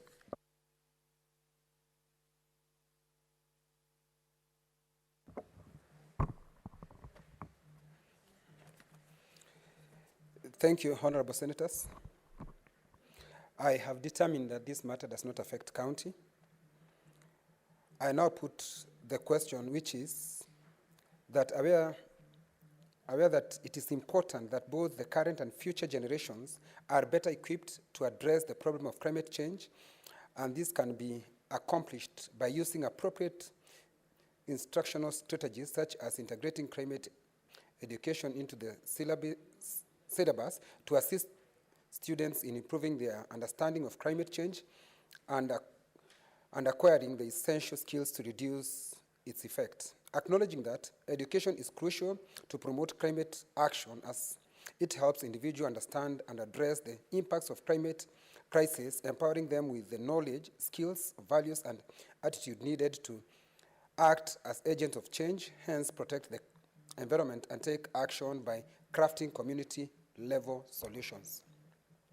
Cognizant of the fact that the Constitution of Kenya in Article 42 provides for the right to a clean and healthy environment for every Kenyan, which includes the right to have the environment protected from the benefit of present and future generations.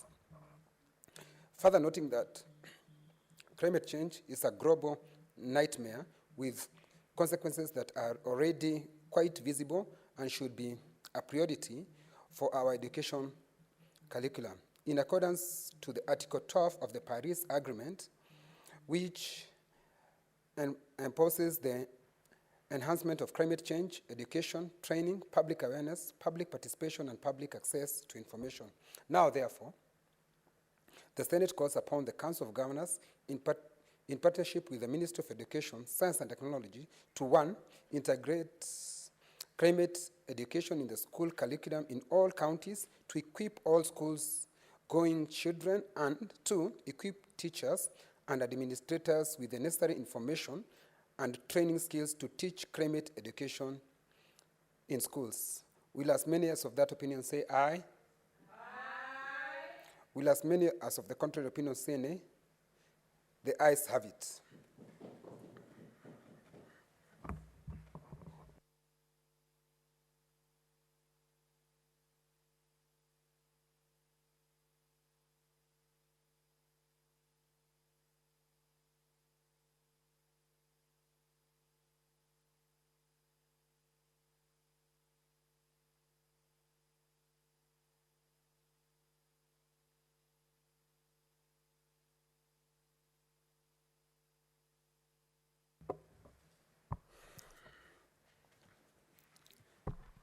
Honorable Senators, we'll go back to order number 25.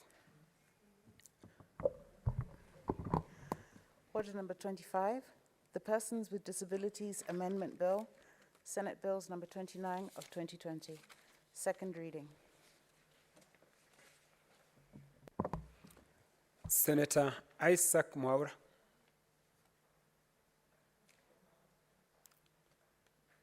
Senator Mwaura. Thank you, Mr. Speaker. I rise to move that the Persons with Disabilities Amendment Bill be read a second time. Mr. Speaker, this is a very important bill because it seeks to amend the current bill, the current Act number 14 of 2003, to among others ensure that persons with disabilities are well taken care of in relation to the Constitution of the Republic of Kenya and also the Convention on the Rights of Persons with Disabilities. This is it's an international treaty that Kenya was very quick to accede to in 2006. As you can see from that chronological, account of events, record of events, is that we had a bill that was passed in 2003. It has gone through some various piecemeal amendments. For example, I was able to push through in the National Assembly for the Kenya Sign Language to be equated to English and Kiswahili in areas of equivalence and examination. And that has been very useful. That's why you see the sign language being there on TV and even national events and all of that. But then still the act is very archaic. There are so many provisions that have not been implemented. For example, as we speak, Mr. Speaker, I've just come from visiting a social enterprise inclusion exercise. It's a restaurant somewhere in Kileleshwa that actually employs persons with disabilities on account of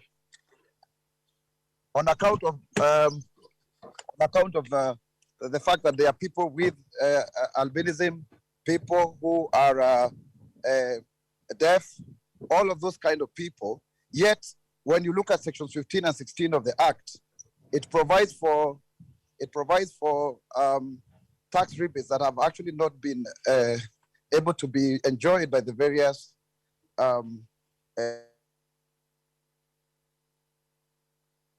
they have not been able to enjoy these kind of things.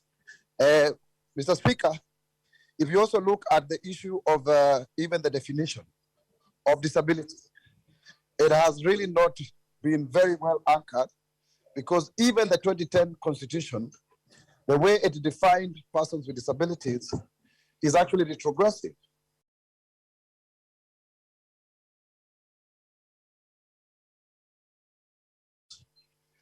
Persons with disabilities to be seen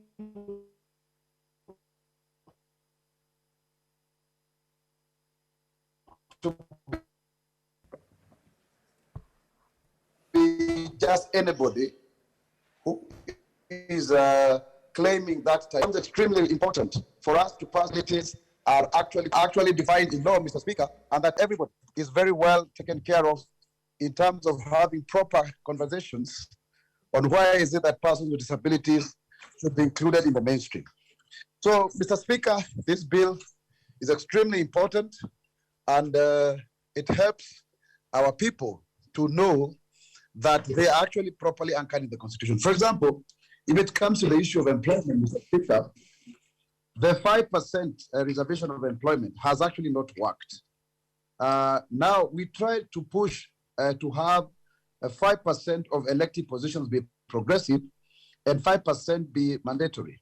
But then we need to have an innovation, Mr. Speaker, because if we do not reserve employment for persons with disabilities by law, like it should not be, if you look at section 13 of the current act, it has really defined this law in a very superfluous manner, because it reads, and I quote, the council shall endeavor, that is the National Council, the council shall endeavor to secure the reservation of employment of 5% of casual, emergency, and contractual employment in both public and private places to persons with disabilities. Now, endeavoring to secure the reservation of employment is not something that you can actually even prosecute in court. While we have made progress, Mr. Speaker, in ensuring that persons with disabilities have been employed in various places, but the last time we did a tally, those within the public sector were less than 1% actually.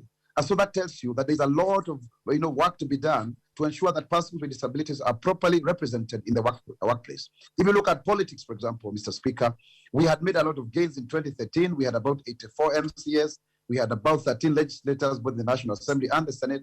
But when it came to 2017 general elections, we really lost a great deal because so many counties do not have representations. 20 counties only have one representative. And so therefore it is very important for this bill to be passed so that it clearly defines, that persons with disabilities need to be represented politically. At least we should have 2 MCAs, a man and a woman in all of the 47 counties. That makes it 94. We should have at least 4 members of the National Assembly and 2 in the Senate as guaranteed.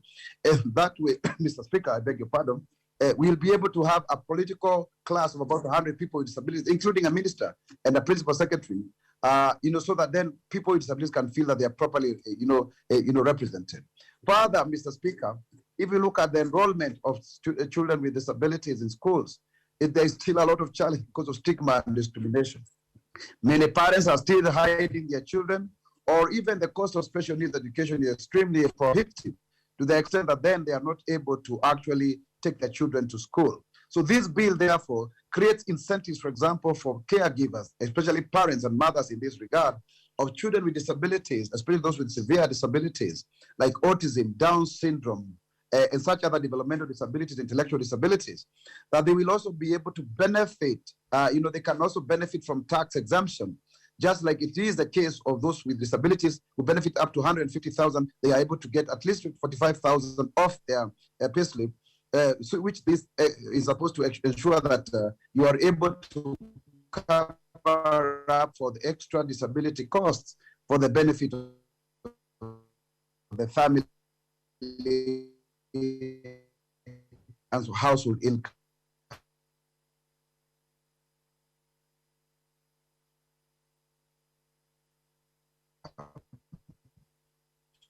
Mr. Speaker, that nobody shall be referred abused with albinism, for example, or even those my fellow Kenyans who are able to be made disabled by negligent doctors, and no action is actually made out of poor medical interventions. Some of these things need to be really put in law. For example, my proposal in this bill is that anybody who causes grievous bodily harm, who tries to kill a person with disability because of their appearance and whatever, must be life imprisonment. Because of course we kind of have done away with capital punishment, but it is important for people to know that persons with disabilities should be respected and they should have their right to life properly, protected in law. Mr. Speaker, further, this bill ensures, for example, that we discover the talents of persons with disabilities. You know very well, we have had sporting activities, for example, people like Henry Wanyeke, Henry Kiwa, and such other great, athletes who have actually brought fame to this country. We want to enhance that, to be something that will also help persons with disabilities who we shall excel in this regard to also survive in the arena and to be properly funded by government, for example, the Kenya National Paralympics, so that they are able to actually do their role in society, as is the case. This bill is extremely progressive. It seeks, for example, to domesticate the Convention on the Rights of Persons with Disabilities as per Article 2.3 of the Constitution, which expressly provides for the fact that if you have an international treaty that the country has acceded to, it automatically becomes part of our municipal law. But I also want to say that recently, there has been a rollback of the gains in terms of the protection of persons with disabilities in society.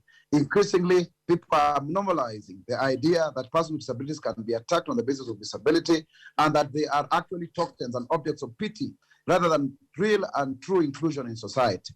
While we have been able to get the rhetoric of political participation, but if you look at real and substantive inclusion, you will actually agree with me, Mr. Speaker, that we are yet to move far in ensuring that truly, persons with disabilities are included. So this bill is progressive. I really want to urge the House to support it fully. It's late in the day, I know for sure that in the next 4 months, we shall have finished our 12th parliament, but it is important that this bill be passed by the Senate and the National Assembly before the end of this parliament, so that then persons with disabilities can have gains. I know my friend Dr. Musurube had said that a similar bill had been passed by is already in the National Assembly. I have gone through a lot of challenges, Mr. Speaker, in ensuring that this bill sees light of day. I started working on it in 2013. It was a very big omnibus bill that was combining 22 amendments, over 300 pages, to condense into a repealed act. That one came all the way to the first reading in the National Assembly, but then I was prevailed upon by the ministry, then by Susan Mochache. She wrote to me formally to allow that it be taken to cabinet, becomes actually a government bill. Then they delayed it. They only brought it to Parliament in 2018 after cabinet had approved. It is now that they are actually reviving the bill when they had told me to step it down twice, through the Ministry of Labour and Social Welfare. I forget to say that, honestly, that's not fair. I will not forget to say that is not fair, because people would want to make money through, this bill, or they are consulting, or they are hiring consultants, they are going to workshops.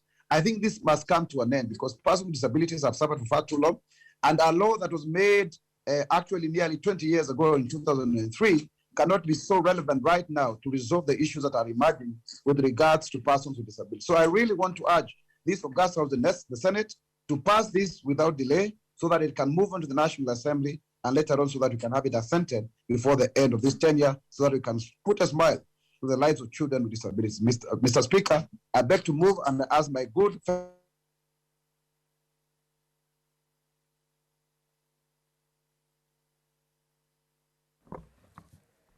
Senator Mwaura, we have lost you. But we have lost you, Mwaura.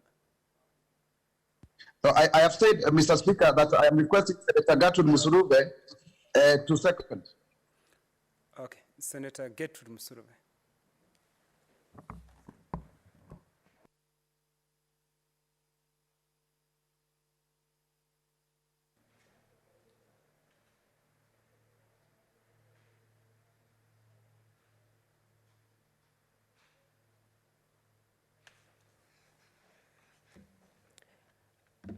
Thank you, Mr. Speaker, for the opportunity you have given me to second this bill. But before I proceed, I want to really empathize and sympathize with Senator Mwaura concerning the issue he has just brought on the floor of this House, an issue that is real but very painful. That he did a lot of research on this bill from many years back, but it was delayed and it has not been dispensed of. Yet he's a PWD himself and a champion of PWDs. So I really feel him, I empathize.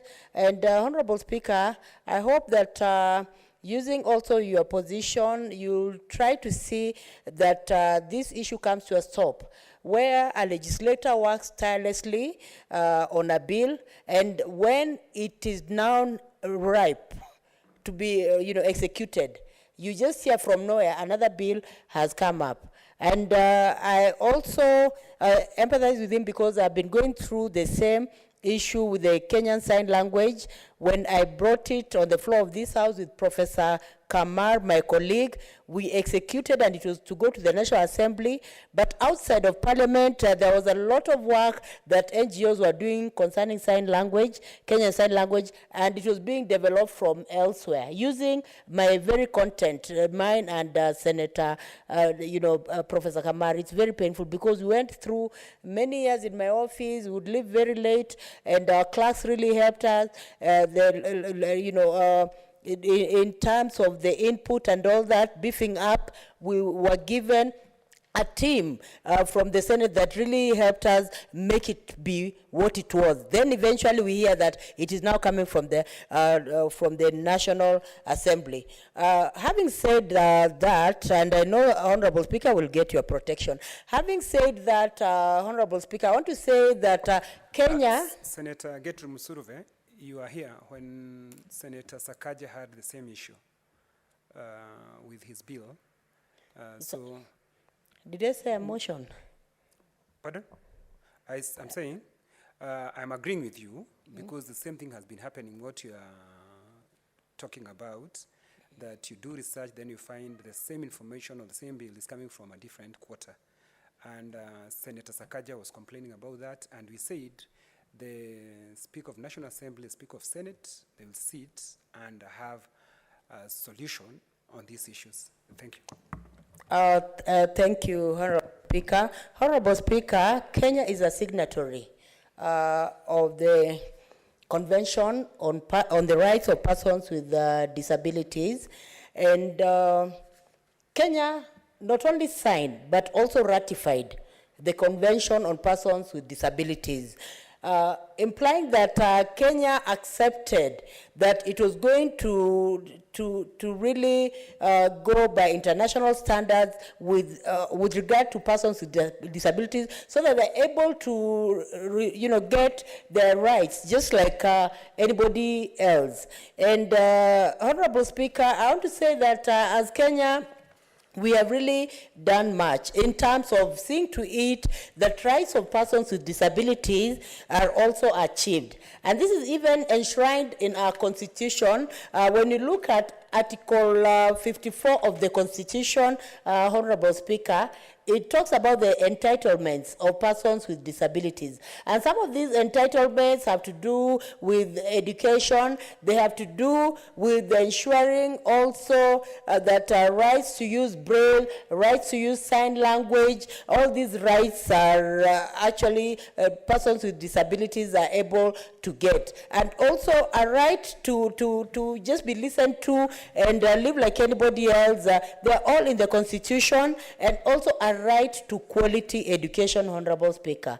Honorable Speaker, when you look at the Mother Act, the PWD Act of 2003, it was actually done before we became a devolved system. So, meaning that in the primary act or in the principal act that is being amended, you'll find that the county governments were not mandated to do anything. There's no role that the county governments had. But this bill that Senator Mwaura and Senator Cheriot have amended brings in the role of the county government, Honorable Speaker. And for service delivery in this country, for everyone to enjoy the fruits of our country, devolution is the way to go, Honorable Speaker. So being a devolved system, it is just in good breath that this bill goes through, so that when it goes through, services will reach that common man in the 47 counties who has a disability, Honorable Speaker. Honorable Speaker, when it comes to this act also obligates the national government to have a role when it comes to issues of disability. And obligates, and even that obligation of the national government also cascades to the county government's, Honorable Speaker. And I want to say, Honorable Speaker, that this is a bill that will ensure that county governments are not ignoring persons with disabilities, because persons with disabilities have received and continue to perpetually receive a lot of discrimination, where they come from. Some discrimination they get, Honorable Speaker, is because of lack of awareness about, on employees and how they need to treat persons with disabilities and all that. But Honorable Speaker, when we look at the Constitution also, the Constitution is very clear that 5% of elective and nominative positions ought to go to persons with disabilities, Honorable Speaker. And this is enshrined in the Constitution just to ensure inclusivity of persons with disabilities. But the Principal Act did not have this aspect, Honorable Speaker, because persons with disabilities were seen from a pity paradigm.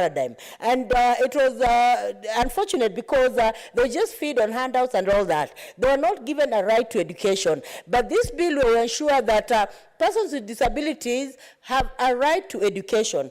And not just education, but quality education, Honorable Speaker. Honorable Speaker, when the bill is talking of, the bill talks about every government agency putting up a residential building or commercial building will reserve at least 5% of buildings for acquisition of persons with disabilities. Honorable Speaker, as you are speaking, we are converging right here, it is very clear that the government has been talking about the housing project. And I want to commend the government for doing this, for the housing project. And I want to thank the President for really coming out forcefully to ensure that the housing project is there. And even as you're speaking right now, Honorable Speaker, the President will be launching the housing project in Kakamega on 15th of this month. And this is something very commendable, Honorable Speaker. So, Honorable Speaker, in as much as I thank the President for the launch, I want to suggest, Honorable Speaker, that this bill that Senator Mwaura has brought on the floor of this House really states that 5% of these buildings should be given to persons with disabilities. And it is unfortunate, Honorable Speaker, that everywhere else, in fact, world over, people commercialize things. They never even remember persons with disabilities.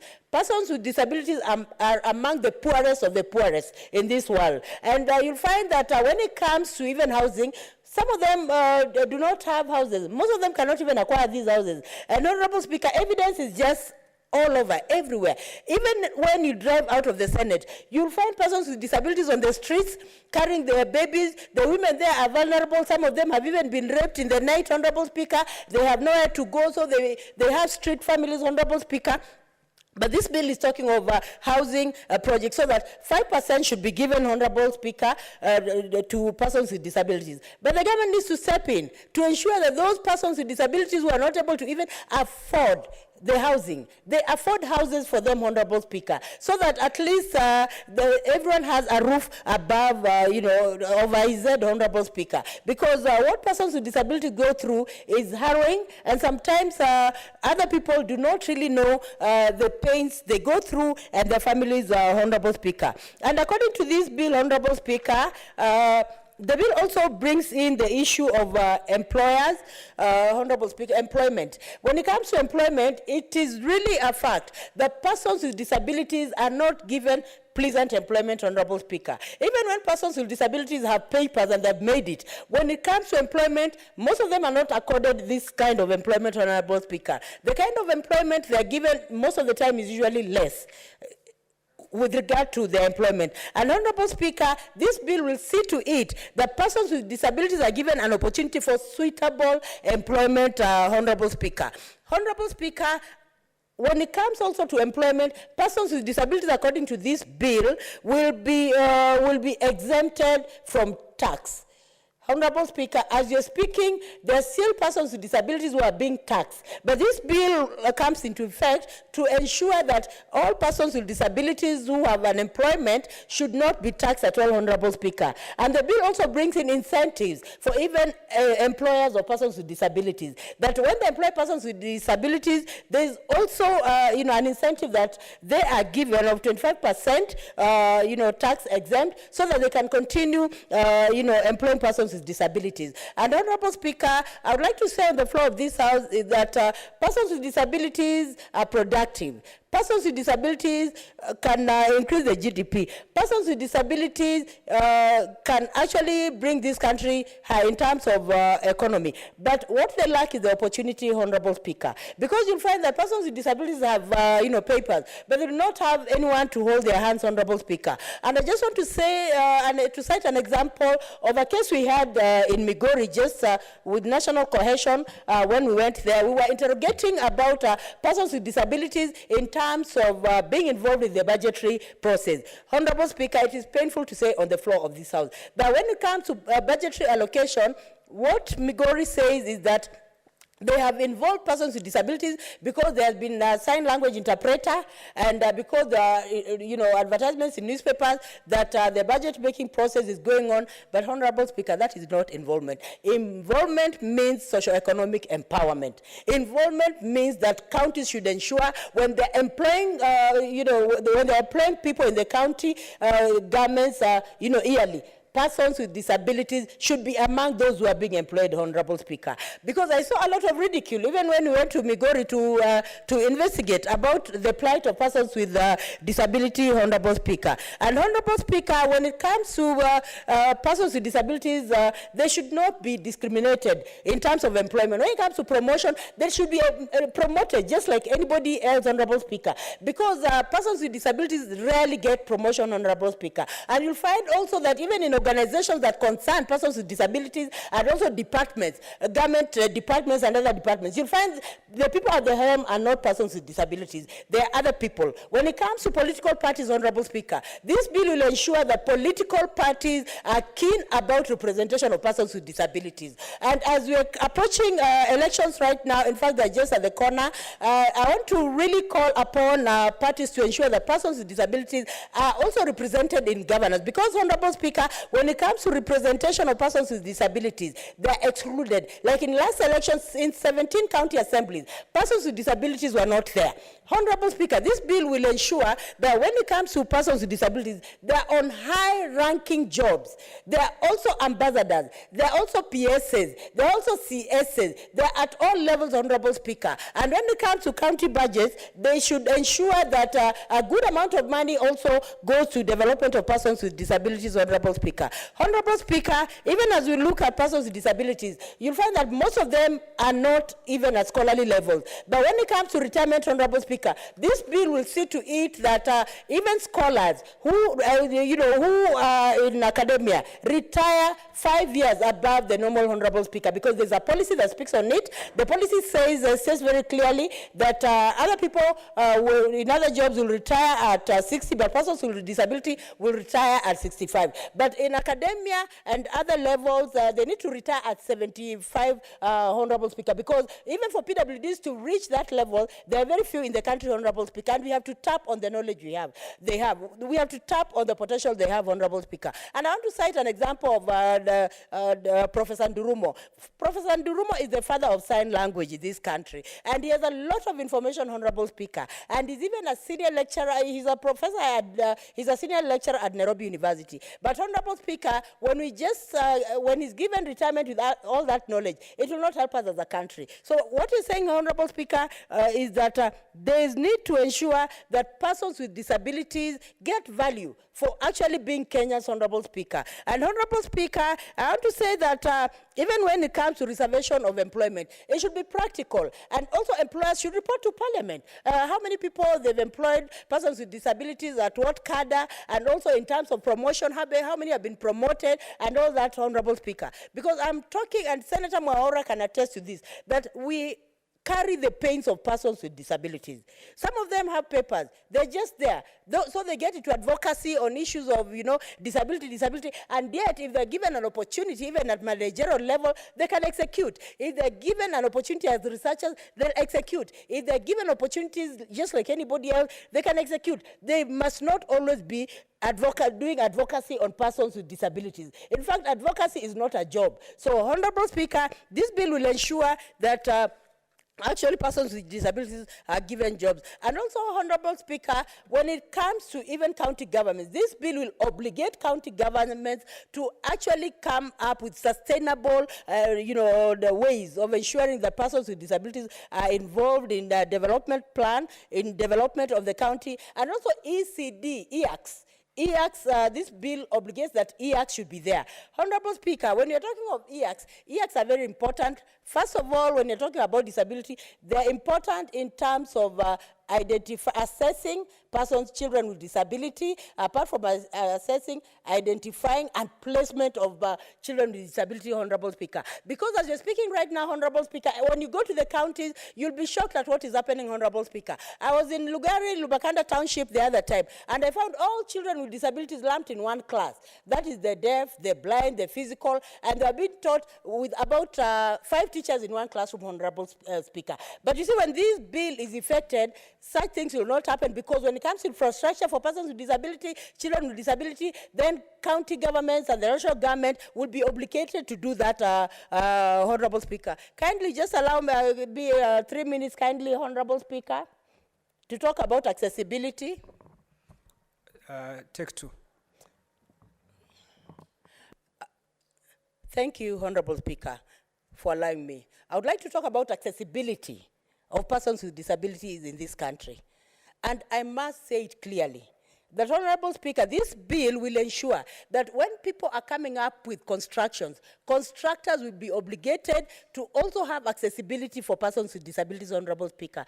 And I will not shy from saying that in some cases, some places when you go, Honorable Speaker, you find that there are stairs all through. There's not even elevator for a person with a disability. And even when I go to Mombasa, Honorable Speaker, I've seen this with the Kenya Airport Authority. And Honorable Speaker, Kenya Airport Authority needs to even come here and talk about the mess they are doing to, the disservice they are doing to persons with disabilities. When you go there, Honorable Speaker, there's no elevator. So as a person with a disability, you climb with physical challenges. They climb very many stairs in order to reach where they are going. This is the disservice, Honorable Speaker, when it comes to accessibility. And also some buildings, apart from that one, even some eateries, when you go there are no elevators, Honorable Speaker. Maybe you are carried, by people so that you can reach where the others are, Honorable Speaker. This is something very unfair. Even when it comes to transport, Honorable Speaker, some public transport, persons with disabilities go through harrowing moments. When they are in a wheelchair, sometimes they are not carried. They are told you cannot be carried because you'll take space of maybe 2 or 3 people, Honorable Speaker. But there's need to ensure that even public transport is accessible to persons with disabilities, Honorable Speaker, because Kenya signed, the international agreement that persons with disability will access everywhere. And another thing, Honorable Speaker, when it comes to parking lots, you will find, Honorable Speaker, even in town, even here in Nairobi, I have seen persons with disabilities lacking a parking space, but when it comes to parking space, someone who doesn't have a disability is actually given the parking lot. So, Honorable Speaker, this bill will bring to a stop such issues, so that if someone does an act like that, then there should be a sanctioning for such people. If they are city workers, askari workers, there should be sanctioned for actually allowing someone with a disability not to have a parking place, Honorable Speaker. And this bill will ensure also that there's empathy for persons with disabilities. And Honorable Speaker, allow me also to say the reality of the matter, that in some eateries and in some public places, you will find that there is no lavatory for persons with disabilities, Honorable Speaker. And when you ask, you're told we don't have this, you get stranded. They're ready to have your money. Yes, you are eating, you're paying to eat something there. But when it comes to a primary need of going to the toilet, they don't have toilets, Honorable Speaker. So I want to say, Honorable Speaker, I support this bill, I second this bill, and I hope that my fellow senators will also support this bill so that it sees light at the end of the tunnel. Honorable Speaker, I second.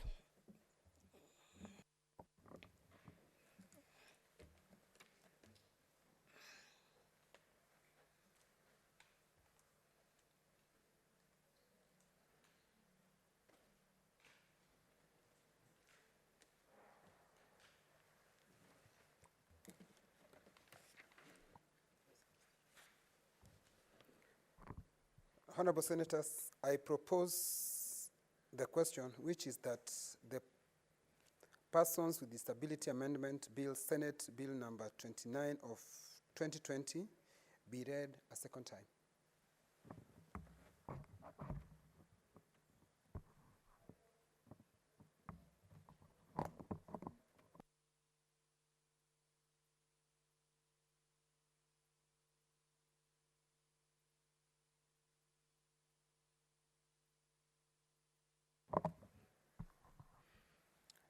There being no request, I call upon the mover to reply.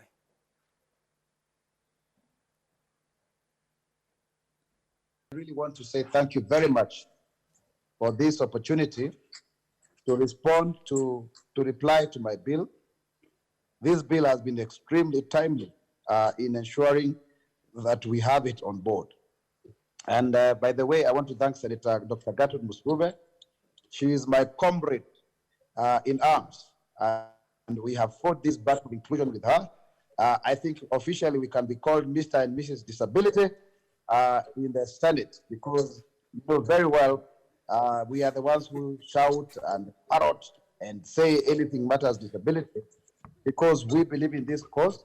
And in any case, we are the shoe wearers. We know what is it to be discriminated directly. We know what it is to be discriminated indirectly and systemically. And Mr. Speaker, You remember very well, even for me, the way I was chased out of the Senate like a dog. I mean, it was an open, clear case of discrimination. You know, I went through hell. I was actually in court for 9 months. I was actually having 7 cases. I won 5, I lost 2. I was appearing in court over 30 times. There was actually drones sent to my house to maim me, you know, to intimidate me. There was a gang of, crooks who had to, maim me, but I survived, thank God. And then I was, even recently when I was going to Dubai, I realized I had a travel ban against me. And then DCI had also been told to investigate me. But I thank God that I was able to overcome all of this through the mighty hand of God. So, Mr. Speaker, you can see clearly we were 6 senators who were actually expelled, but 5 were pardoned. For me, it is me who was the target. But I'm very happy, Mr. Speaker, as a person with disability, because I stood for what is right.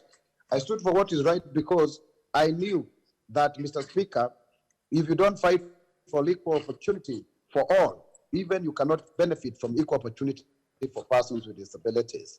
And Mr. Speaker, political inclusion of persons with disabilities has not been very, very easy. So that today I am a member of parliament in the Senate, the first one with albinism in the history of the Republic of Kenya, both the National Assembly and the Senate. And we started as activists. We went through other political parties like ODM, created the Disability League there, made sure the constitution was inclusive from Kijiji. Yet initially when I went there, I was told to be an observer and to bring 4 others of my ilk to be observers. We went ahead influencing the 2010 constitution to create the special seats that we currently occupy. Yet political parties tend to think that these seats are actually meant for them and that they are actually tokens of patronage. I want to say here categorically that the representation of persons with disabilities is a matter of rights. The accruing of human rights being inalienable, indivisible, and interdependent so applies to those who are born and who also become different as age goes by. And I want to remind everyone that disability is a club anyone can be a member. In any case, as you age gracefully, many people tend to be disabled. So when we are making this clarion call, we are not trying to seek for sympathy. We are not trying to seek the easy way out. Right now, I am fighting the battle of my life to be member of parliament for Ruiru. It's a breathing battle, but I am the leading candidate against all odds. But I have had to put more work than my competitors. I've been on the ground. Some of them have come very late. But yet, I believe that this time round, I will be elected member of parliament for Ruiru. And one would actually ask, why not senator? Of course, you cannot send women there. I cannot wait to be nominated again because I want to be having a position like any other Kenyan who is elected in parliament. And the most entrenched position in parliament is actually that of the National Assembly member because it has never been scrapped like the Senate, and so therefore it is more entrenched since 1963. And with our Hustler Nation UDA, clarion call, where we actually are championing for 100 million every constituency for the bottom-up economic model, we will be able to empower businesses or persons with disabilities and every other person. And just to demonstrate that persons with disabilities do deserve to be in the mainstream. I believe this bill is extremely important. It is a bill that is going to be a game changer. And I ask, every other person who is concerned to really, really make sure that we have an opportunity to prove to all and sundry that persons with disabilities are extremely important people in society. Mr. Speaker, if you look at even, the various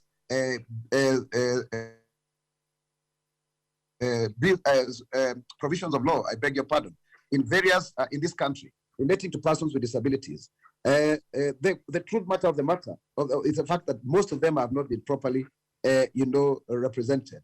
But then for those of us who are in politics, we've got to really know that also when you are a person with disability, that it is not just because you have a disability. You have to face the rough and tumble, just like any other politics. You'll have to have allies today. You'll have to have nemesis tomorrow. In politics, your future allies are your current nemesis, and your current allies are your future detractors. In the end, what matters is that you arrived at your desired goal and position, and both friends and foe, ally and the alienated, will reckon you're fanning their flame. We have to keep on fighting to demonstrate to to the society that we are great people. And sometimes we go through a lot, to prove that we are equal members of the society. But it doesn't matter. The fear, intimidation, denial of privilege, name calling and mudslinging. We have to stand up, define ourselves, and we should not allow to see ourselves through the lenses of others. We need to show to the world the stuff that we are made of, for it's not only authentic and original, it is the essence of the mosaic of our diversity. And that too is what makes the world go around and to be an interesting place to be. In the end, we will stand vindicated as persons with disability. Mr. Speaker, we have to look at ourselves and to prove to the society that we are valid people. We have something to follow, to contribute, even when politics doesn't always follow logic, because logic is not apparent to everyone. For example, it would become very easy for the society to understand that when you support a person with disability, you are actually empowering the society and you are depriving the society of actually that sense of dependency. But you see, between logic and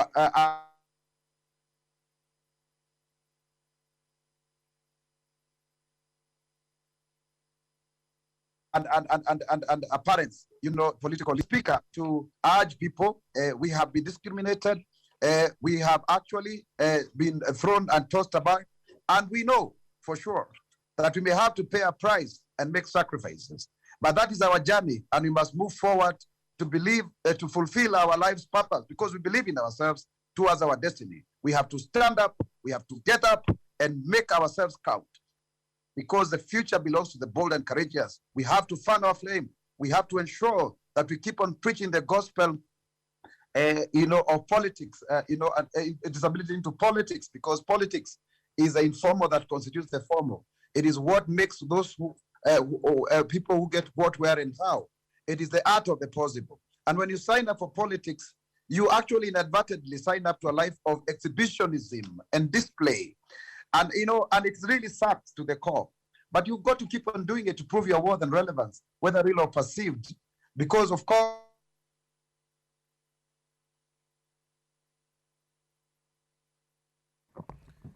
Senator, we have lost you. I really want to urge, Mr. Speaker, as I conclude, Yes. that we continue. Senator, your network is becoming impossible. To ensure that persons with disability, please, I'm concluding, Mr. Speaker. I want to say that members of the society, members of the Senate, that we must continuously push this, this wheel of inclusion of persons with disabilities, so that eventually we become winners in this battle. Mr. Speaker, I beg to move and thank Dr. Musruve, and I really want to say this idea of copy-pasting other people's bills is very bad. The party primaries bill, a very progressive bill, but the registrar of political parties copy-pasted it. 80% of what was passed that was being contested in December was my bill.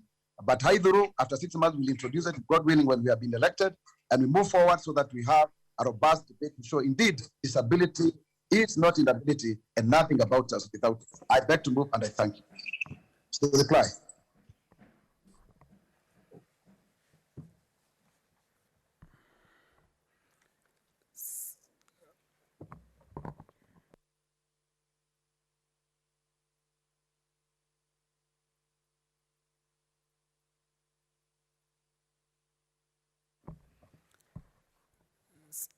Senator Maura, you need to request for defer of the question to another day.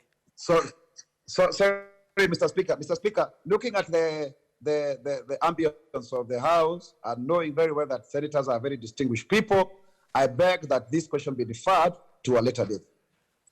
Thank you, Senator. I agree to your request. Honorable Senators, I defer the following orders. Order number 11 to 24 and order number 26 and 29. Next order.